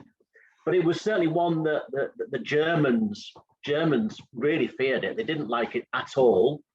It was super versatile, obviously hugely mobile because it's a piece of light artillery, but extremely effective. And you know, it is no doubt that, despite what lots of people think, it's the artillery really which has the dominant part in most battles, even the ones where it's more mobile towards 1918 or very early on in 1914. Still the artillery which plays a huge role.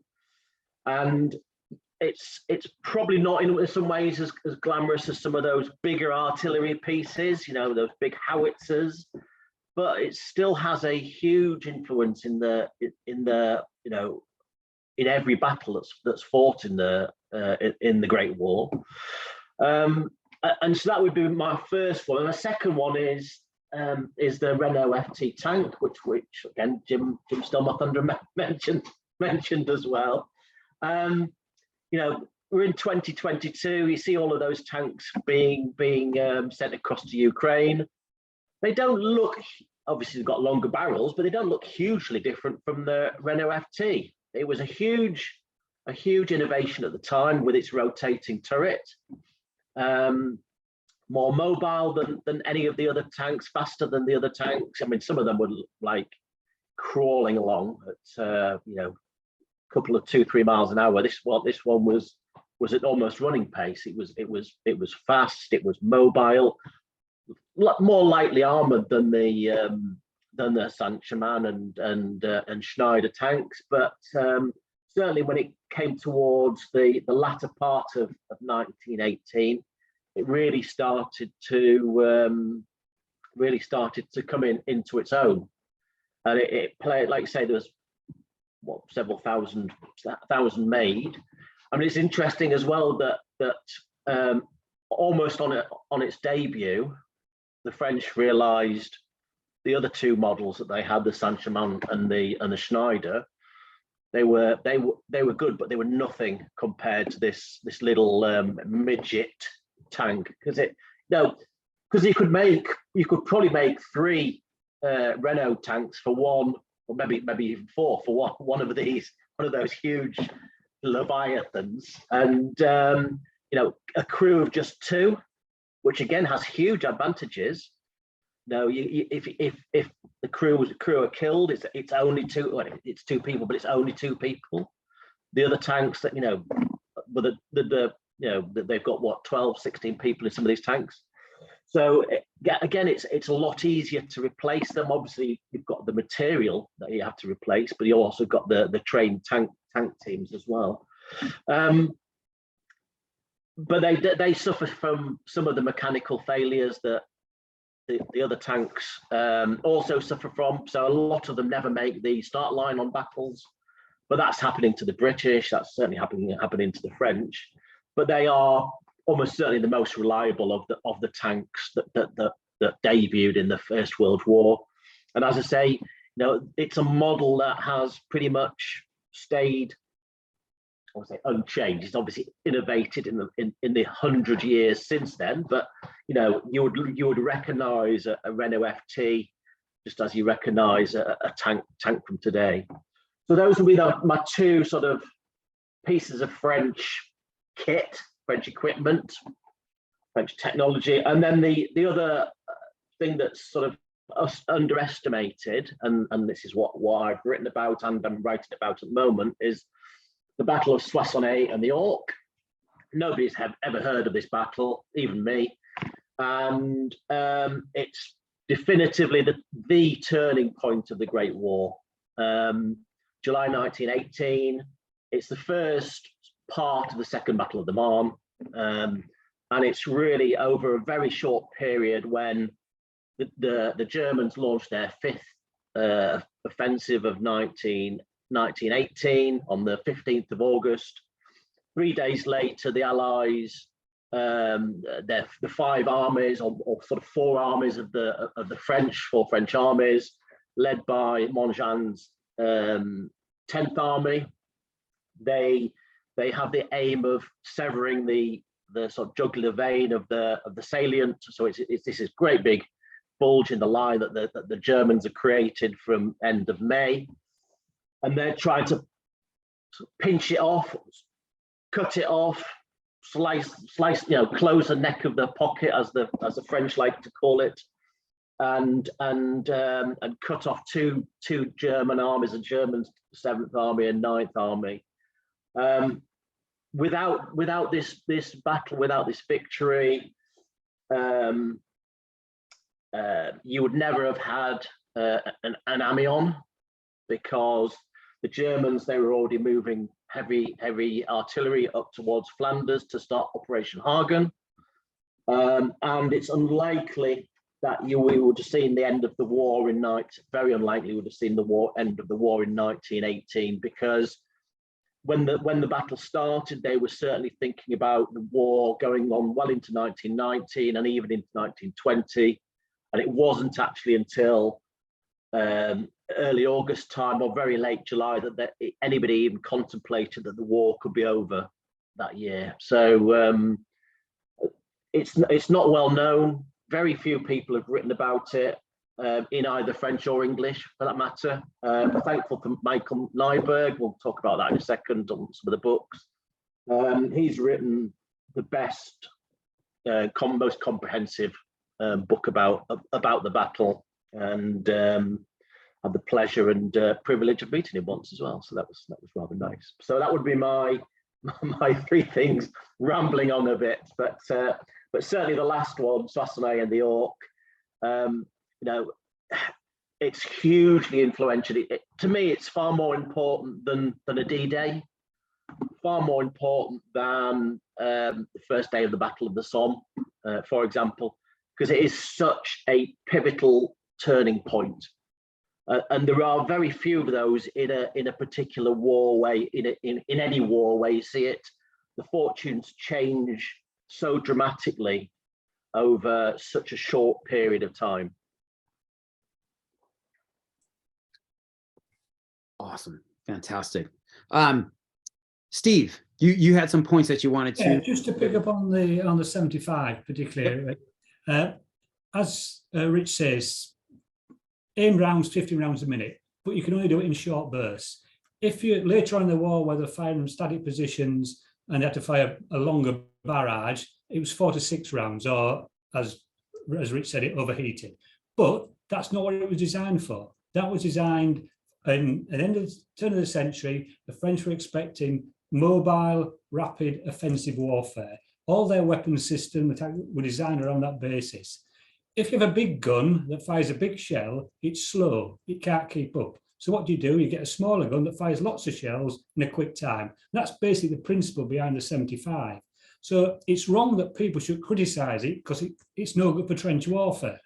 It's like buying a Porsche Carrera and just using it for your supermarket shop. Just because you can't get your groceries in the boot, don't make it a naff car. It's a superb car. It's just not what it was designed for. That said, the French, as the war went on, what else could they use it for? There were all these 75s. Gas, the rapid rate of fire, it was their principal mechanism for delivering gas shells. Wire cutting, same sort of thing. The trajectory of them made it ideal for wire cutting. So they adapted it. And that goes back to the French learning process. They've got this gun, we've got loads of them, they know how to make it. It's a fantastic gun. What else can we use it for? But going back to something else Rich said, it was the one French weapon at the beginning of the war that the Germans were wary of. Because even then they got caught out. The Battle of the Frontiers, the only sort of encounter where perhaps you could argue that the French won on a casualty count was Mercy-le-Hope, the Third Army.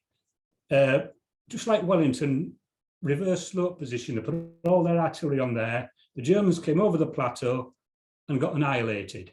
As it happens, they then had to withdraw, so they lost the battle on that sort of definition. Elsewhere, Battle of Vertonet, the French 4th Corps, the 8th Division attacking through Verton, 7th Division attacking through Et. How the French arranged their corps artillery. There were a regiment of artillery per division, and that was a regiment of 3 groups of 3 batteries of 4 guns, so 36 guns, and the corps artillery, which was 4 groups. So in total, the corps had 120 guns. At those 2 battles, the corps artillery was principally put to fire down the middle of the 2 battles to keep the German forces separate. What the French thing did lack in 27 was initiative. For most of the day, the 44th Regiment stood there and hardly fired a shot, searching for targets through the fog and the mist. As it happened, they intervened more on the 8th Division side, while the 7th Division was getting badly mauled at Et. But suddenly, one group, and I forget which group it was of the 44th Regiment, spotted some Germans in a clearing at maximum range.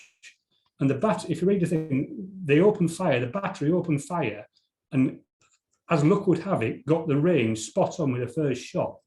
And within a couple of minutes, they destroyed that German formation. And in the war diary, it says, oh, we found some German targets, we sort of let rip, picked them, and then we cleared off. And that was their war diary for the day. What they don't know, until they read the German sources, is that was headquarters of the German corps attacking it, and they killed the colonel and a lot of his HQ staff. And that's one of the reasons why at Et, the Germans were on the point of surrounding the 7th Division, suddenly withdrew, because this one battery, or this group of batteries, that suddenly opened fire, spotted a target, and virtually annihilated it. Just an example, a battery of 75 firing shrapnel shells can deliver a 17,000 ball burst of an area of 4 hectares in a minute. So if you get your target spot on, you're going to do some damage, and the Germans were wary of it. After the battles, one of the reasons why the French were overrun when they retreated is they positioned the 75s to cover the retreat. So, for example, speaking of Virton and Et, there's a hill about 3 miles to the west of Virton, and they positioned 3 groups of artillery on there, which cover the retreat of the rest of it. If you go along the valley of the Cher, you go on the next village, a Cuvier, and in the distance you can see the fortress of Montmedy. If anyone's seen it, it's a Vauban-esque citadel on top of like a rocky outcrop that dominates the valley. Now, the Germans didn't know there was no guns of any worth up there, but it looks impressive, and they're reluctant to advance. And it's purely and simply because they're wary of the French 75s and artillery piece and the damage it can do. So that's what I wanted to add. Awesome. All right. And then Bryn. I very much struck by the talk about manufacturing, the French ability to manufacture during the course of the war and how quickly they up their game and up production of war equipment. And I think that particularly applies in relationship, as we've talked about, to mechanization of the army, in particular the lorry. At the start of the war, France has an excellent rail network which allows them to deliver troops through the corps structure to the places where they're expected to mobilize for fighting in the areas where they're expected to meet Germans. It works very well. Can continue to have an efficient and effective rail network which gets developed with the means to deliver people both to and from the limited leave that they get during the war.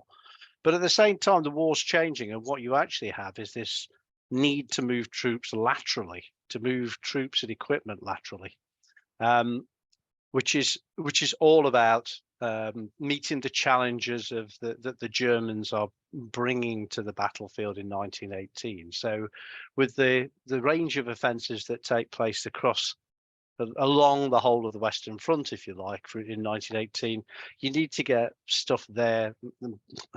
Almost the firstest with the mostest is what's going to actually, but responding to the situation as it arises.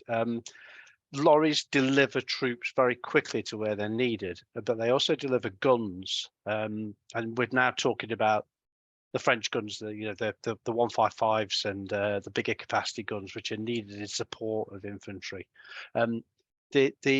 The ability to move troops laterally is absolutely critical, and it's something that the lorry enables. Of course, the lorry's role is also important at Verdun. It's the means whereby stuff's taken down the Voie Sacrée the one road that can bring supplies into the area around the citadel. So upping their game with motorized transport is a hugely important part of the French effort in the war.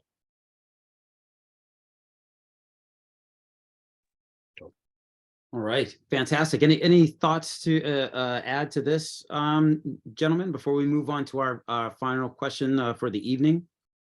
No, I agree with Bryn there in terms of the ability to actually strategically use that facility in the fact that they're heavy guns. Foch's idea in 18 was to be striking in different places, but he had to support that by having the ability to move that, not spend 3 weeks moving the heavy artillery from A to B, but just a week. And that needed that motorized ability to do it. And he lent a lot of that motorized ability to the British to move stuff and so on and so forth. So yeah, it was a game changer. Yeah, definitely on Bryn. And then moving just unfathomable amounts of stuff in 1918. Whole armies effectively are moving place A to place B over a very short period of time. The roads are still not great.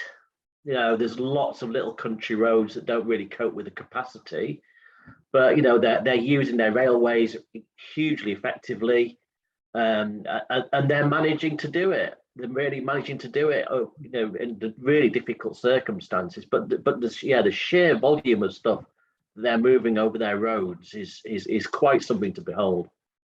Of course, a particular driver in that process is the fact of the experience of the French is very often some of the key railway lines that run laterally are cut by the German advance. So at various places you cannot get supplies through by rail. So you've got to come up with another means. So mechanization is driven by a response to that issue, if you like. And I think that's also, a sign that there's an understanding of what's needed, and a means to get round the problem is the critical thing. I think the rail was actually coming. You can't build railways very quickly, not main gauge. And I think it was getting to capacity. I think one of the other saviors of having the lorries was that they literally couldn't move stuff as quickly. I mean, one of the things in 18 about not actually carrying out earlier any offensive down in the Lorraine area for the French was that they couldn't actually move the stuff down there by rail, and they hadn't got the capacity to move it by truck because it was all doing other things. But the railway couldn't cope with it, so they postponed it. It was being put back into mid-November, therefore it never happened, because of transport, because of rail transport actually being over capacity. And we see that in 17 around the sort of arguments between the British and the French about rail. The rail was getting towards capacity because it was great, built for the start and moving all the troops for mobilization. But then when you've got these, it's then when the goods start having to be moved, millions of shells having to be moved, as well as troops moved from A to B. And therefore the lorry, Bryn's totally on that in terms of the Allies, in terms of the French and partly the British were becoming mechanized, and the Germans were not. And that is something that's not always mentioned in terms of the definitive differences between the armies at the end of the war, when it becomes a. It also comes to the fact of all of this you can put in one big umbrella, which is the French innovation, in terms of innovating throughout the war and finding solutions to problems. Sometimes they did it in a very, let's say, medieval, very rustic way, but in these kind of ways, looking at just in logistics, they just went in the direction that they had to go, and they had no kind of impression of going, no, we can't do it like this way. It's always been done this way. It's learning on the job and being innovative. And I think those two words kind of sum up the French army throughout from 14 to 18. And I think that sums up why somebody, for example, it's Goya in his book says that the French army is the most modernized, or I think he uses a weird English turn of phrase, more modernized than any of the other armies that fought throughout the First World War. And I think what we're saying here very much sums it up. Awesome. So, gentlemen, we're at about the 2-hour mark, and I'm gonna skip a couple of questions, and we'll have to hit a part 2, hopefully even a part 3 if everyone is okay with that. Jim, was that you shaking your head?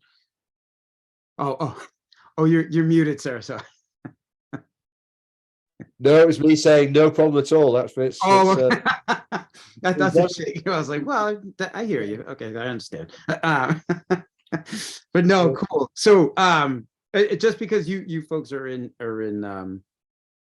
over in Europe and everything, I'm going to move on to the last question of the evening, and we'll reconvene for a part 2.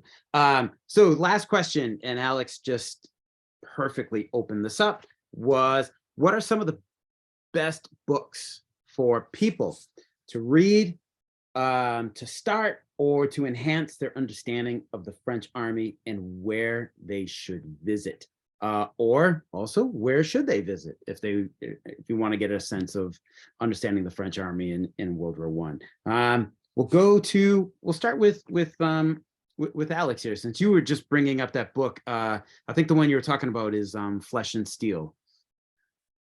Right, that's the one. So, I mean, in terms of books, there's lots of, but well, there's lots of books and there's not lots of books, if you see what I mean. There's a good number that you can read through in English, but there's not as many as you'd potentially like to have.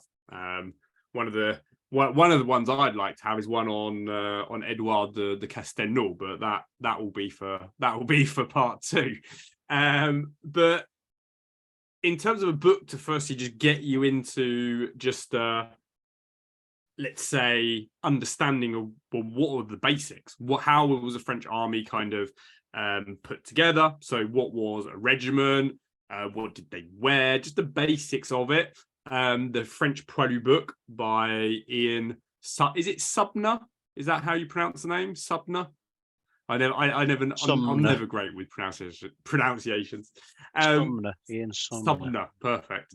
So I got it right. Yes.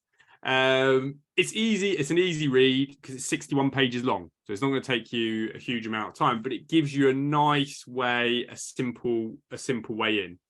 I don't want to steal anybody else's thunder too much on too many others. So one that I would also recommend, just because there's a lot of false information around 1917, and there's a lot of things that need to kind of be, let's say, corrected. And Breaking Point of the French Army by David Murphy is a very good kind of summary of 1917 around sort of obviously Chemin des Dames. It gives a lot of information also around Nivelle, and how Nivelle, let's say, he hung around like a bad smell. There we go. It's very much that. It gives you a really good impression around Nivelle and how then Pétain took over, what Pétain did, but just how the process of getting rid of Nivelle, how kind of long-winded that was. And then finally, you've got Goya. Goya has written many books, but the one that has been translated into English is Flesh and Steel. I would say this is more advanced because it goes into some serious detail, but it gives you a really good understanding of the French army pre-war in terms of their methodologies, what they were thinking, even way back post 1870, and their process of how they got there, talking about sort of grand maison, etc., and how all of those thinkings came about, how Joffre then was trying to change things, and then throughout the war, what changes did the French do, i.e. the innovations. So there's a lot, when you read that book, you really start to understand how innovative the French army was. And so that's more your advanced stage. In terms of where to go and visit, I'll do one, because as I always like to bring it back to just the individual soldiers and getting an impression of their daily life. For me, the place that really, there's nowhere else really like it, is Main de Massige and the association trenches there. Why? Because it's a recreation of the lines that were already previously there, but there's so much detail that's gone into it. There's a lot of things that have been found in the area in terms of old water bottles, lots of old equipment that's then been put back in place, but it gives you a real impression of how those front lines, the second lines, how the communication, how all of that worked, because it gives you an impression. You can literally go there and go, wow, this is what it was like, compared to when you go to somewhere like, so let's say it's somewhere like Vimy Ridge with your concrete sandbag, you get less of the impression of really what it was like. Here you really do, and especially when you get one of the members taking you around, because they talk also about the challenges of maintaining it. Again, something that rarely gets talked about is, oh yeah, the trenches were dug, but guess what? There was a huge amount of maintenance that needed to be done, especially when you're in the Champagne region. Around there, the soil, because of the nature of the soil in terms of that whitey, chalky, clayey type of soil, at winter, that was horrendous, because that used to freeze. And with that, when it froze and then when it thawed again, it then would basically disintegrate and then turn into a liquid mud, which then meant the maintenance of just trenches around there was just a daily job. And they talk about it themselves, and they spend most of their November, December, January time just making sure the whole thing doesn't fall on top of itself. Wow. Yeah, I can. I just visited Mont de Massige back in July. It's an incredible site. It's also it's one that still fairly regularly, I think, like still turns up remains of French soldiers, and they list the spot, like, you know, we found 2 here, we found 1 here, and accompanied by photos of the bones being unearthed and everything. So it's I know this isn't quite the appropriate word, but it's a living site, like where you very much see like what the World War I experience was like for the French army. I mean, it's literally living, because when you go to the car park, there is a mound. I don't know if the mound is still. I went in August time, and they may have got rid of it. But in the middle of their car park, there's a little mound with a load of barbed wire on top of it. When you look at it, you think it's why have we got a random mound in the middle of a car park? Well, actually, below that is the remains of a French mine, which still has all of the explosives right at the bottom of that shaft. Oh boy. And so when you talk about a living site, it literally is, because you've got all of this still there that sits there. And for example, just that area there, they don't want to move the explosives because it's so unstable. Yeah. So there you go. Another reminder that you know, the war is still very much present. I'm going to read Bart. Bart, unfortunately, they had to leave early, so I'm just going to read his suggestions, and then from there we'll jump to Bryn.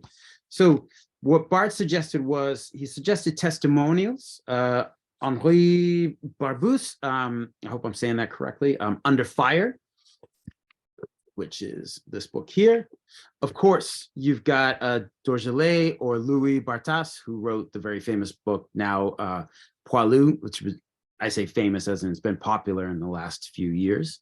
Bart writes that a must for every First World War enthusiast is a visit to the battlefields around Verdun, which, to quote Richard Holmes, is the saddest place on earth. Vauquois won't fail to impress anyone. The Argonne, the Champagne front, the Mont de Massige, the Chemin des Dames, and do some walking, preferably in the footsteps of the Poilus of April 1917. So don't just stick to the Caverne du Dragon. Notre Dame de Lorette, in between Ypres and Arras, won't fail to impress anyone either. Further east, from Verdun, Les Epages, the Saint-Mihiel salient, and things like Hartmann-Villekopf, or La Lange in the Vosges Mountains. Wherever you go, choose your company wisely. Bart suggested a good guide is worth at least 10 books, I think. So those are Bart's ideas. All right. Bryn, if you would, sir. So now I've got to recommend books as opposed to battlefield. He's set me up nicely there, hasn't he? Anything by the late Elizabeth Greenhalgh, but particularly the French Army and the First World War book that she did in the Cambridge University series is well worth a read. And I would consider that, although it's an academic book, in many ways it's accessible and it gives very good coverage. It's certainly the book that got me fired up. Robert Doughty's Pyrrhic Victory, about the French strategy and operations in the First World War. The Osprey booklets by Ian Sumner that Alex has mentioned, there are two of them, but both of them have got value and things like that. If you're interested in equipment, then and you want to spend an awful lot of money, because once you get into this, you'll soon be spending money on books like there's no tomorrow. Get the two Verlag Militaria volumes on the French Army's equipment and things like that. They're reduced at the moment, but even so, they're hideously expensive. But that leads me on to recommendations for places to visit. So I'm not going to go with places on battlefield, because I think everywhere that everybody's recommending are very, very good. So I'm going to give you a slightly different take on this. If you go to Paris, Musée de l'Armée at Les Invalides is definitely somewhere that you should visit. And a lot of their collection features within the Verlag books that I've just mentioned. I also took the opportunity to go to the Musée de la Grande Guerre at Meaux, which is it's achievable from Paris on a train. There's a bus that runs you up to the museum. You can do it in a day, and if you do, you can go from Gare de l'Est and you can see the painting, The Depart of the Poilus, August 1914, which is absolutely magnificent, even though most people rush by it as they rush to get their TGVs. And well, finally, they didn't all depart by taxis. Certainly not on the 2nd of August 1914, but possibly later. There's also the Historiale de la Grande Guerre at Péronne, which always amuses me. Is why did the French build a museum about the Somme in Péronne when all the stuff took place further north? Of course, it didn't. It's not just about the British yet again. It's on the hinge of the attack between the British and the French. It was one of the objectives that would have been taken. It's the collection. There's very interesting. I put it third behind the other two places there. Awesome. And speaking of Péronne, I want to bring on Steve here next, because he very specifically mentions folks that don't go further south than the Somme. Yeah, this is pretty for the British audience, who probably don't go much further than the Somme if visiting anywhere. And it's a great insight into the French, because they have to realise that the French were part of the Battle of the Somme as well. And here, speaking of books, I like to bring in our late friend Dave O'Mara. This book's excellent. It covers the Somme battlefield from August 14, see, the French were there first, to June 16 before the first day. He's got another book that covers the actual French involvement in the Battle of the Somme. But what's good about this one for the beginner of interest into the French army, at the appendix at the back, it lists a bit about the organisation of the French army in 1914, French grade structures, French abbreviations. So it's a great little book. And on the back is a bit of a guide to the French army. Once you've read that, if you're interested in the organisation of the French army, you can move up to this one by Cox and Watson, which says everything in there, which regiments form which divisions, which form which corps, and so on there. So the two sort of more general books. My specific interest is a Battle of the Frontiers and the French 3rd and 4th Army fronts. And the two books, there's two guys who were passionately interested in that for many years. Simon House studied it, thought about it for 10 or so years before he studied under Philpott at King's College London and did his doctorate on the battle. And he's produced this book, Lost Opportunity. Joffre's attack through the Central Ardennes explains the reasoning behind it, but also a bit about pre-war French organisation, what went wrong, what were the problems, and so on. It's probably, I would suggest, the best English language book that explains the Battle of the Ardennes, Battle of the Frontiers, 22nd of August 1914. A friend of mine wrote his life work. He spent probably 30 years studying the battle, and he produced 2 large volumes of nearly 900 pages each, one covering the 22nd of August, one covering the 22nd to 26th, Jean-Claude Delay. This is a précis of it. It's only about 400 pages long through Economica, the French publisher. It's in French. What's remarkable is these people studied it for nearly 20 years, the same battle, and come to virtually the same conclusion about the missed opportunity with 12th Corps in the centre and the reasons for the failure. And some of the myths why people think the French failed didn't really apply. So if you read French, that's probably just edges it. English, Simon House's version is excellent. So those are 2 books I would recommend on the Battle of the Frontiers. As to places to visit, yes, Verdun, we're all going to agree on that one, I think. But I would say, again, aimed at the British visitor, next time you're in Flanders or the Somme, just look at the nearest French cemeteries, because they are there. And if that piques your interest a bit more, read a few names, because the French, you might think, oh, the boring cement crosses, but actually on there's a lot of information. If it's named, you've got the name, data, and the regiment. Then go back to the Memoir des Hommes website. Yes, there's an English guy, but it's in French, but it's free, so you can mess about to your heart's content. It's not going to cost you anything. And you can find a bit about that soldier, a bit about his regiment.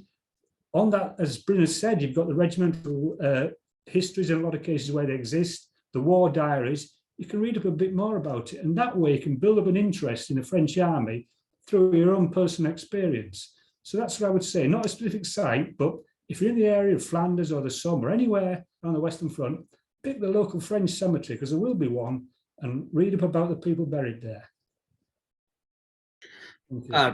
Steve, that's an excellent approach to learning about the French experience. I've never thought of that before. So thank you for sharing that with us. I'm going to go to Jim and then Rich. Okay, so Jim, if you anything that you would suggest, any books or sites? I think most of them have been taken away from me by various people at one point. Each person that's spoken, I thought, oh, that's another one ticked off my list that I wouldn't know. So I think it's covered most of them. I would fully support all of various things that have been said in terms of books and in terms of places to go. In terms of, it's a lot of cost and so on, and it's only a small book and it's quite expensive. But if you wanted to look at the French army post the Battle of the Frontiers, in other words, early 15, then Jonathan Claus's book of the early trench tactics of the French army, which is basically looking at Second Artois, it's his PhD work, but it doesn't read like a PhD. I think he's rewritten it into the book. I've read both the PhD and the book, and he's rewritten it into the book to be accessible as a read, and it really does. And it was one of those first reads for me that said, oh my God, I really don't know what happened to the French between 14 and 15. I now understand. And his research into things like Note 5779 and how the French received all that information was talked about by somebody earlier on about getting on first 2 weeks, getting information about what was going wrong that early, and what we were going to learn about it, and turning it into an actual document to go out to divisions. It opened my eyes. So it's, again, the Jonathan Claus book is expensive for a very small book, but actually worth it. And I don't think you can get it secondhand very easily either. But it's a very good one. You can get his PhD online though, Jonathan Claus. If you search long enough, Jonathan himself will say, don't buy the book, go online and read the PhD. It's just about the same. And that was his comment to me. So he's basically said, you haven't bought the book, have you? You silly man. It's all there. But yeah, I keep looking. Where to go is I mean, people have covered. I was going to talk about the Museum of Miant, which I thought was really good, which Bryn brought in, because I thought that was very, very, very good from a French creation for their own war type of thing. I thought it was a very good place to visit and away from the battlefields and so on. I'd sort of back as well in terms of going to places. And for me, that is, if you are going to the sort of Vimy Ridge, doing this sort of standard thing, go to, I know Bart said, go to Notre Dame de Lorette. Go up there and just not only just go into the cemetery and have a look around that and the new memorial, the Ring Memorial, but also there's a little museum there, and there are trenches in the museum. It's a very ramshackle type thing. It's typical French, really, run on a shoestring and ramshackled and so on. But they are actually the front lines there of 15. When the Germans pushed the French back in 15, it's not some sanctuary wood rear end trenches or whatever. You can actually follow the battle there in sort of 15. Second Artois started exactly on that ground, so you are on the ground. But the basilica and the lantern tower itself, plus the just to visit there, just take in the French losses, and then go down to the La Targette cemetery, just to add another cemetery to it, because the French don't have the multitude of cemeteries. But for once, it's one of the few areas, other than on the Aisne, where there are lots of French large cemeteries, one of the few areas in northern France that the British tend to get to, where you've got big French cemeteries almost next to each other to give the scale of loss for the French. And those two are very, very visible elements of that. So in terms of a visit, it's get yourself to Arras, which is a beautiful place anyway. I'll just sell my hometown, and go to Notre Dame de Lorette and down to La Targette at the foot of there as well. Yeah, I definitely recommend the museum at Notre Dame de Lorette. We stopped there in December, just on the way down to Paris, and it's run by a family. So it's the son and the parents, and yeah, it's just a fascinating. It's not very big, the museum, but it's all original stuff in there. There's nothing fake about what's in the museum. It's all proper. The uniforms are all correct, and they've just got so much material. It's a complete mess. It's not your minimalistic look of let's just put one object here and just look at that one object. There's about 20 objects in a very small area. And every time you look, you see new things. You go, oh, I did see this last time. And they just constantly add to the collection they've got. So don't expect any kind of great explanations about what you've got there. But it is a great little museum. And then obviously around the back, you've got the trenches. Ironically, we didn't go because they look like rivers at that point. I am trying to persuade them at the moment to try and create some boards to show what the trenches are in terms of 50. Instead of they just, because I think people think they just recreated trenches, and they are in a sense, but they are on the battlefield. They are real in terms of that's where it happened type of thing. So, but that comes back to what we just said at the start of this whole conversation, is that again, if that was a British line or from another nation, they would be properly selling it. But this is just a little family. It's a family-run thing, and when you look at it, there's nothing there going. These are original. These are not made up. These are the original lines from 15, and yes, but there's no adverts for it or anything like that. You just need to know. And again, I think it comes back to the whole thing about the French is that you just need to know to go and find these kind of things. Awesome. Jim, you were talking about Jonathan Krause's book, early trench tactics. Is it Krause? Krause. It's like he's British, but Krause. Krause. Come on, Rich. Oh, you've been very good at holding books up. Mine's downstairs somewhere. I can't remember where. I got it. I couldn't afford it on my salary. Yeah, that's what I was gonna say. Like I keep checking Amazon, and it's here in the US it comes in at $60, which I don't know what that translates to. It's roughly isn't that £60 now? I do think it is, man. I'm sorry. Google Jonathan Krause and the book, or find the title of the book, early trench tactics of the First World of the French Army or something like that, and you'll find a downloadable copy somewhere of either the book or the PhD, one or the other. I can't remember. Perfect. We'll see if we can get it for free. Maybe find a link to that. Sorry, Mr. That's recommended by Jonathan to do. So there's no argument about the author being upset over that. He told me to do that. Rich, if you would give us your recommendations. Yeah, I'll keep it brief. On top of what people said, I've got Tim Gale's French Tanks of the Great War. Very detailed, absolutely superb research. And if there's anything you ever want to know about any French involvement in the tanks in the First World War, that would be the one to go for. It's in English as well, which is great. And that was Mike Nyberg's book, When France Fell. Absolutely brilliant. One of the best books I've ever written. Absolutely love it. I've read it a couple of times already, which is very rare for me. And yeah, brilliant author. And the one thing I'm going to, can I share my screen? Is that okay? Cool. If I can share my screen, I'm going to point you to a website, because I like lots of things for free. You should be able to, Rich. Yep, there you go.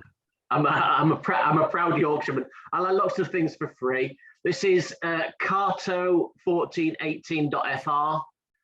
There's a little animation on the screen. This is the Battle of the Frontiers. So I know Steve's talked about that a couple of times. It's an absolute labor of love by this guy. He has spent years and years and years plotting the position of the front on every day of the war. It's so you can. Oops, sorry. You can. So this is an animation it's got from the Battle of the Frontiers. If I make that actually the right size, you can select your period. So we can go into, no, I don't know. I'm going to choose one at random. March 1915. Click on the 12th of March. It will take you to. When it does it, you can see it's a very, very large scale map. Great for plotting where people are. Absolutely fantastic for plotting where people are. Clearly better with the French army. You can see the French army there, but it'll tell you where each division is sitting because it's done at divisional level. Some of the Germans are a little bit less granular, so they tend to be done at corps level. And also some of the British ones, depending on when it is, British Canadian forces, etc.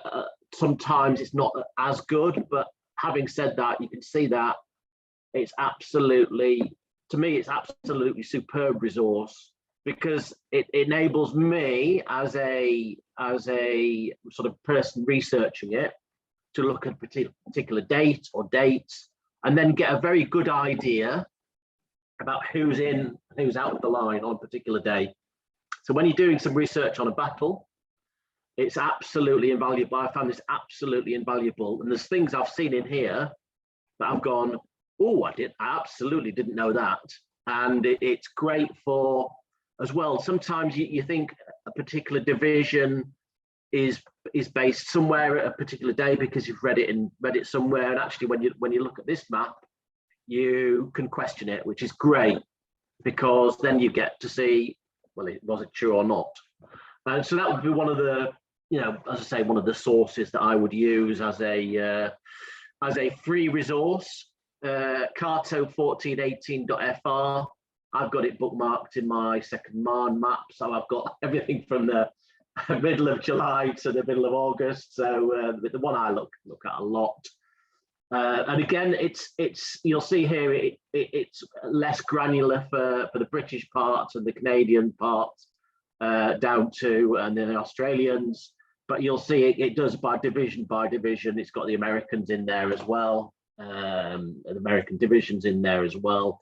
And also it does, which helps hugely, it pinpoints where some of the locations are for their various headquarters, which is, again, another useful sort of background tip. Cool. Awesome. Fantastic. All right, gentlemen. We are, so I believe, let me just check the time. Yeah, we're running at about 2.5 hours here. This is awesome. Gentlemen, we're going to leave it here for the evening. Thank you so much for taking time out of your evenings to come on. We have just barely scratched the surface talking about the French army and its experience in World War I. I'm really thankful that we've had the chance to talk here, and hopefully we can do it again here soon. We can maybe even run a multi-part series. So this has been great. I will post links to many of the books and everything that we've talked about. There's a lot to process here, but this has been a fascinating discussion. I'll also try and post links to where you gentlemen can all be found, mainly on the Twitter machine for now, as long as that stays running. So if not, we'll all have to migrate over to Mastodon. So we'll see how it goes. All right, guys. Well, thank you so much for coming. And I'll follow up with details for part 2, guys. Yeah, that's it for me. So, you gentlemen. Brilliant. Thank Great. you. Thanks very Hugely- much. Thank you very much. Fantastic. Good to see Thank you, all. guys. Thanks, guys. Yes. We'll be in touch. Take care. Have a good one. Yeah. Thank See you. you later. Cheers. Yeah. Au revoir. Au revoir.